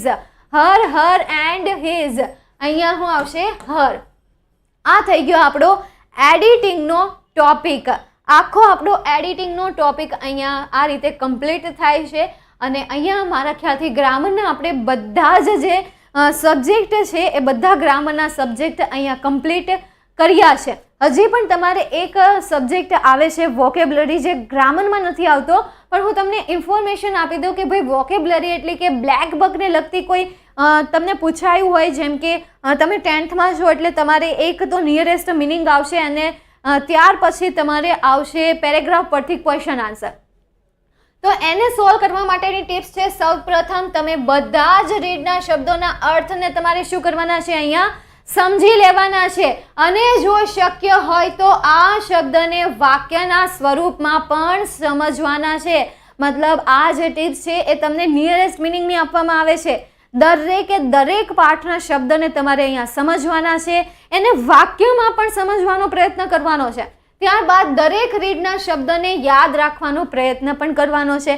In short તમને શું કહેવા માંગે છે, ત્રણેય ટિપ્સ જે છે એ કહેવા માંગે છે કે યુનિટની જે ગ્લોસરી છે, જે વર્ડ લિસ્ટ છે, એ વર્ડ લિસ્ટને પ્રિપેર કરો, એને તૈયાર કરો, એને યાદ રાખવાનો પ્રયત્ન કરો, એને સેન્ટેન્સમાં યુઝ કરવાનો પ્રયત્ન કરો. ઓકે, ત્યારબાદ જઈએ આપણે હવે વિભાગનું જે આપણું ફંક્શન હતું એ પૂરું થાય છે. અહીંયા ફંક્શન અને ગ્રામર કે જે 24 માર્ક્સનું હતું એ અહીંયા પૂરું થાય છે અને સાથે સાથે આપણે સપ્લિમેન્ટરી રીડિંગના 3 માર્ક્સના સવાલ પણ જોઈ ગયા. જે ટિપ્સ હતી ને બ્લેક બકની કે ભાઈ તમારે એના શબ્દને યાદ રાખવાનો પ્રયત્ન કરવો જોઈએ વગેરે વગેરે, જે ટિપ્સ હતી એ જ અહીંયા આવે છે, એની જ અહીંયા વાત થઈ છે. બાકી હવે આપણે પહેલું ફંક્શન ક્લિયર કર્યું, પહેલો સેક્શન ક્લિયર કર્યો. આ રીતે જવાય, આ રીતે તૈયારી કરાય. એમ નહીં કે સેક્શન એ આપણે કમ્પ્લીટ કરીએ, સેક્શન બી કમ્પ્લીટ કરીએ, એમ ન કરાય, આમ કરાય. હવે આપણે શેના વિશે વાત કરવા જવી છે, રાઇટિંગ સેક્શન વિશે, મેઇન પોયમ વિશે, સપ્લિમેન્ટરી રીડર વિશે શેની વાત કરવી છે. ચાલો વોટ કરીએ આપણે એમાં, જેનો વધારે મત આવશે એનું. જો કે તમને હવે ખબર તો પડી જ ગઈ છે કે આના પછી રાઇટિંગ જ આવવાનું છે. તો ચાલો આપણે જોઈ લઈએ કે ભાઈ આના પછી આપણે રાઇટિંગ સેક્શન જોવાના છીએ. તો હું અહીંયા આઈએમપી આપવાનો પ્રયત્ન કરી રહી છું અને તમે પણ એનો ફોલો કરવાનો પ્રયત્ન કરતા રહેશો એવી આશા છે. તો રાઇટિંગ સેક્શનમાં 3 ક્વેશ્ચન આવે છે, ઈમેલ, એસે, ઈમેલ, પિક્ચર. એસે જે છે 6 માર્ક્સમાં પૂછાય છે, ઈમેલ જે છે એ 5 માર્ક્સમાં પૂછાય છે, પિક્ચર ડિસ્ક્રિપ્શન છે એ કેટલા માર્ક્સમાં પૂછાય છે, 5 માર્ક્સમાં પૂછાય છે. એસે 6, 5, 5 કેટલા થઈ ગયા, 16 માર્ક્સ થઈ ગયા. એસે બધા તમારે ટેક્સ્ટ બુક રિલેટેડ પૂછાવાના છે, બધા એસે તમારે ટેક્સ્ટ બુક રિલેટેડ જ પૂછવાના. ગમે એસે મૂકે, એક એસે તો ટેક્સ્ટ બુક રિલેટેડ હોવાનો જ છે. ત્યારબાદ ઈમેલ રાઇટિંગ, રિપોર્ટ રાઇટિંગને ઓપ્શનમાં મૂકી દો. ઈમેલ રાઇટિંગ ફોર્મેટ પ્રમાણે લખશો તો તમને માર્ક વધારે મળશે. એને પછી છે પિક્ચર ડિસ્ક્રિપ્શન, ચિત્ર જોવો, એમાંથી વસ્તુના નામ આપો કે ભાઈ આ વસ્તુને ઇંગ્લિશમાં આ કહેવાય, પેલી વસ્તુને ઇંગ્લિશમાં આ કહેવાય. ઘરમાં કેટલી ઘર હોય તો ઘરની કેટલી દિવાલ હોય, 4 દિવાલ હોય તો એ લખી નાખો. ભાઈ મૂકી દો, લખી નાખો, તમે મૂકો નહીં. ભાઈ there are 4 wall, there are 1 roof, well roof, એ રીતે લખી નાખો, બનાવી નાખો. the room is a big, આ બધું એડ કરી દો. ચાલો જોઈએ, જો કે એ બધી વસ્તુ અહીંયા લખેલી જ છે મેં મસ્ત રીતે. એસે આઈએમપી ચેપ્ટર વાઇઝ મેં એસે આઈએમપી અહીંયા લખેલા છે. છતાં પણ જો કોઈક અંગ્રેજીના શિક્ષક હોય, એમની વાઈફે એમને ચા ન આપી હોય, કોફી ન આપી હોય, અથવા તો એમનો ઝઘડો થયો હોય અને ગવર્મેન્ટે કામનું પ્રેશર આપ્યું હોય, કહ્યું હોય કે તમારે અંગ્રેજીનું પેપર બનાવવાનું છે અને એ મિજાજમાં પાછળ એ મિજાજ ઉપરથી પાછું સ્ટુડન્ટ એમને ખીજવે એમના નામથી, બીજી બાજુ એમને જાણવા મળે કે એમના ક્લાસના જે સ્ટુડન્ટ છે એ સ્ટુડન્ટ એમને એક ખરાબ નામથી બોલાવી રહ્યા છે, એ બધું, અને એનું કાંઈ સ્વભાવ બગડે કાંઈ, અને એ બગડેલા સ્વભાવમાં, એ બગડેલા મિજાજમાં જો એ પેપર લખવા બેઠો તો પૂરું. તો આઈએમપીની વાટ લાગી જવાની છે. ચાલો જોઈ લઈએ આઈએમપી એસે. તો તમે સમજી ગયા ને? ચાલો જોઈએ. My dream robot, my mother આ ઇમ્પોર્ટન્ટ એસે છે. માય મધર તો તમારે વન્ડરફુલ ક્રિએશન કરીને એક પાઠ આવે છે. સેવ એન્વાયરમેન્ટ અરુણ કૃષ્ણમૂર્તિનો પણ તમે એક પાઠ ભણો છો એને લગતો. ધ પ્રોબ્લેમ ઓફ હોમ મેકરને લગતી પ્રોબ્લેમ. દેન ઇન્સ્પાયરિંગ ટીચર તો આ આઈ લવ યુ ટીચર નામનો પાઠ છે. માય ફેવરેટ ફીધર ફ્રેન્ડ તો આ પણ એક feather friend from the sky. આ જે યુનિટ છે એના પરથી છે. My preparation for board examination આ કોઈ માટે નથી, પરંતુ તમે અત્યારે બોર્ડ એક્ઝામની પ્રિપેરેશન કરી રહ્યા છો એટલા માટે આ આઈએમપી છે. દેન માય બેસ્ટ ફ્રેન્ડ એ પણ આઈએમપી છે, કોઈ યુનિટ રિલેટેડ નથી. ત્યારબાદ a visit to public library, તો આ યુનિટ 1 નું છે. Unit 1 Palakkad district library. ત્યારબાદ ecosystem, my role and responsibility, and then tree our best friend. આટલા એસે આઈએમપી છે. આમાંથી તમે ઓપ્શનમાં કાઢો તો ઇટ્સ યોર ચોઇસ. તમે એમ કહેતા હોય બસ આટલા એસે હું ઓપ્શનમાં કાઢી નાખું, તો એસે હું તો પહેલેથી કહું છું કે ભાઈ તમે સેન્ટેન્સની તૈયારી રાખો. તમારામાં હિંમત હોવી જોઈએ કે સેન્ટેન્સ તમે બનાવી શકો. ફિલહાલ તો હવે એક્ઝામમાંથી આવી ગઈ છે. મારી સાથે જેટલા વિદ્યાર્થીઓ જોડાયેલા છે મારા દરેક વિડીયોમાં હું એમને કહેતી આવી છું, લેક્ચરમાં હું કહેતી આવી છું કે તમે સેન્ટેન્સ બનાવવાની પ્રેક્ટિસ કરતા રહેજો. એ તમને આગળ જઈને કામમાં આવશે. હજી તમે 10મામાં છો, 11-12 તો ભણવાનું જ છે. હા, તો એમાં પણ તમે હજી પણ પ્રેક્ટિસ કરતા રહેજો, એ હજી પણ તમને કામમાં આવવાની છે. આગળ જઈએ. હવે વાત કરીએ રાઇટિંગ સેક્શનમાં ઈમેલ રાઇટિંગ. ઈમેલ રાઇટિંગના ઓપ્શનમાં પૂછાય છે રિપોર્ટ રાઇટિંગ, પરંતુ રિપોર્ટ રાઇટિંગમાં તમારે બધી વસ્તુ તમારે જાતે લખવાની હોય. એના કરતાં બેટર છે ઈમેલ રાઇટિંગ. આ ઈમેલ રાઇટિંગમાં શું કરવાનું હોય, તમે એક ફોર્મેટ લખી, જો અહીંયા માર્ક્સ તમને બેઠા મળે છે. ફ્રોમ લખી નાખ્યું, ટુ લખી નાખ્યું, 1 માર્ક્સ તો એનો બેઠો છે. અને આ બધી વસ્તુ તો સૂચનામાં આપેલી હોય, બસ જાતે લખી નાખવાનું છે. ઈમેલ આઈડી તો બનાવવામાં તમે એક્સપર્ટ તો છો જ તે. અત્યારે હાલમાં તમારી 1 થી વધારે ઈમેલ આઈડી હોય છે, તો આ પણ તમારાથી થઈ જશે. Then subject, then analysis, then name of email sender, જે ઈમેલ મોકલી રહ્યો છે એમનું નામ. અહીંયા માર્ક્સ જે છે એ 2 થી લઈને 2.5ની વચ્ચે હોય છે. આ ફોર્મેટ છે, આખી પેપર ચેકરની આ ફોર્મેટ છે. ઓકે, ત્યારબાદ જઈએ આપણે પિક્ચર ડિસ્ક્રિપ્શન. તો કેટલાક એવા મેં તમને અહીંયા પોઈન્ટ આપેલા છે કે જેનો યુઝ કરીને તમે પિક્ચર ડિસ્ક્રાઇબ કરી શકો. જેમ કે તમે કહી શકો this is a picture of a big room, this is a picture of a big garden, this is a picture of a big hall, this is a picture of attractionful અથવા તો wonderful place, wonderful Iceland, જે પણ હોય એને તમે લખી શકો. we can see the clouds, we can see the birds, we can see the trees, we can see વગેરે વગેરે. ત્યારબાદ it is big, neat and clean. હવે કોઈ સમુદ્ર, કોઈ કિનારે તમે બેઠા હોય અને એ કિનારો તો મોટો હોવાનો છે, તો ત્યાં તમે કહી શકો ઇટ ઇઝ બિગ, નીટ, ચોખ્ખો પણ છે, ક્લીન, ચોખ્ખો પણ છે, વ્યવસ્થિત પણ છે. It is a very beautiful place. આ તો તમે બધામાં જીક બોલાવી શકો. Then there are clouds in the sky. ભાઈ ક્યાંક કુદરતી વાતાવરણ હોય, કોઈક બહાર બેઠું હોય, ગાર્ડનમાં બેઠું હોય, તો ક્લાઉડ તો હોવાના જ છે. તો આ પણ તમે ભાઈ ઘર હોય તો ન્યા નહીં જીક બોલાવતા કે દેર are clouds in the sky. બરાબર, ઘરમાં ક્લાઉડ, વાદળા નથી લાવવાના. ઘરમાં વાદળાને ઘુસાવી દેતા નહીં તો ભાઈ સર હશે એ ફોટો પાડીને સ્ટેટસમાં મૂકશે અને કહેશે ગજબ બુદ્ધિ લગાવીએ એ બંનેને, ગજબ બુદ્ધિ લગાવીએ સ્ટુડન્ટને. બરાબર, એવું નહીં કરતા. It is bright and sunny day. ભાઈ તમે બહાર ગયા હોય, ગાર્ડનમાં ગયા હોય, તો એ દિવસ જો સારો હોય તો તમે અહીંયા લખી શકો બ્રાઇટ એન્ડ સની ડે. ત્યારબાદ there are lovely plants and colourful flowers too. ત્યાં સુંદર છોડ અને કલરફુલ ફૂલો પણ છે. જો ગાર્ડનમાં હોય તો આટલી વસ્તુ તો હોવાની છે, એક્સેટ્રા એક્સેટ્રા એક્સેટ્રા. આવા તમે સેન્ટેન્સ બનાવી શકો છો. આ તો મેં તમને કેટલાક કી સેન્ટેન્સ આપી દીધા કે આમાંથી તમે મોટા ભાગના 2 થી 3 સેન્ટેન્સ, ને 2 થી 3 નહીં, 4 થી 5 સેન્ટેન્સ તમે ગમે ડિસ્ક્રિપ્શનમાં જીક બોલાવી શકો છો.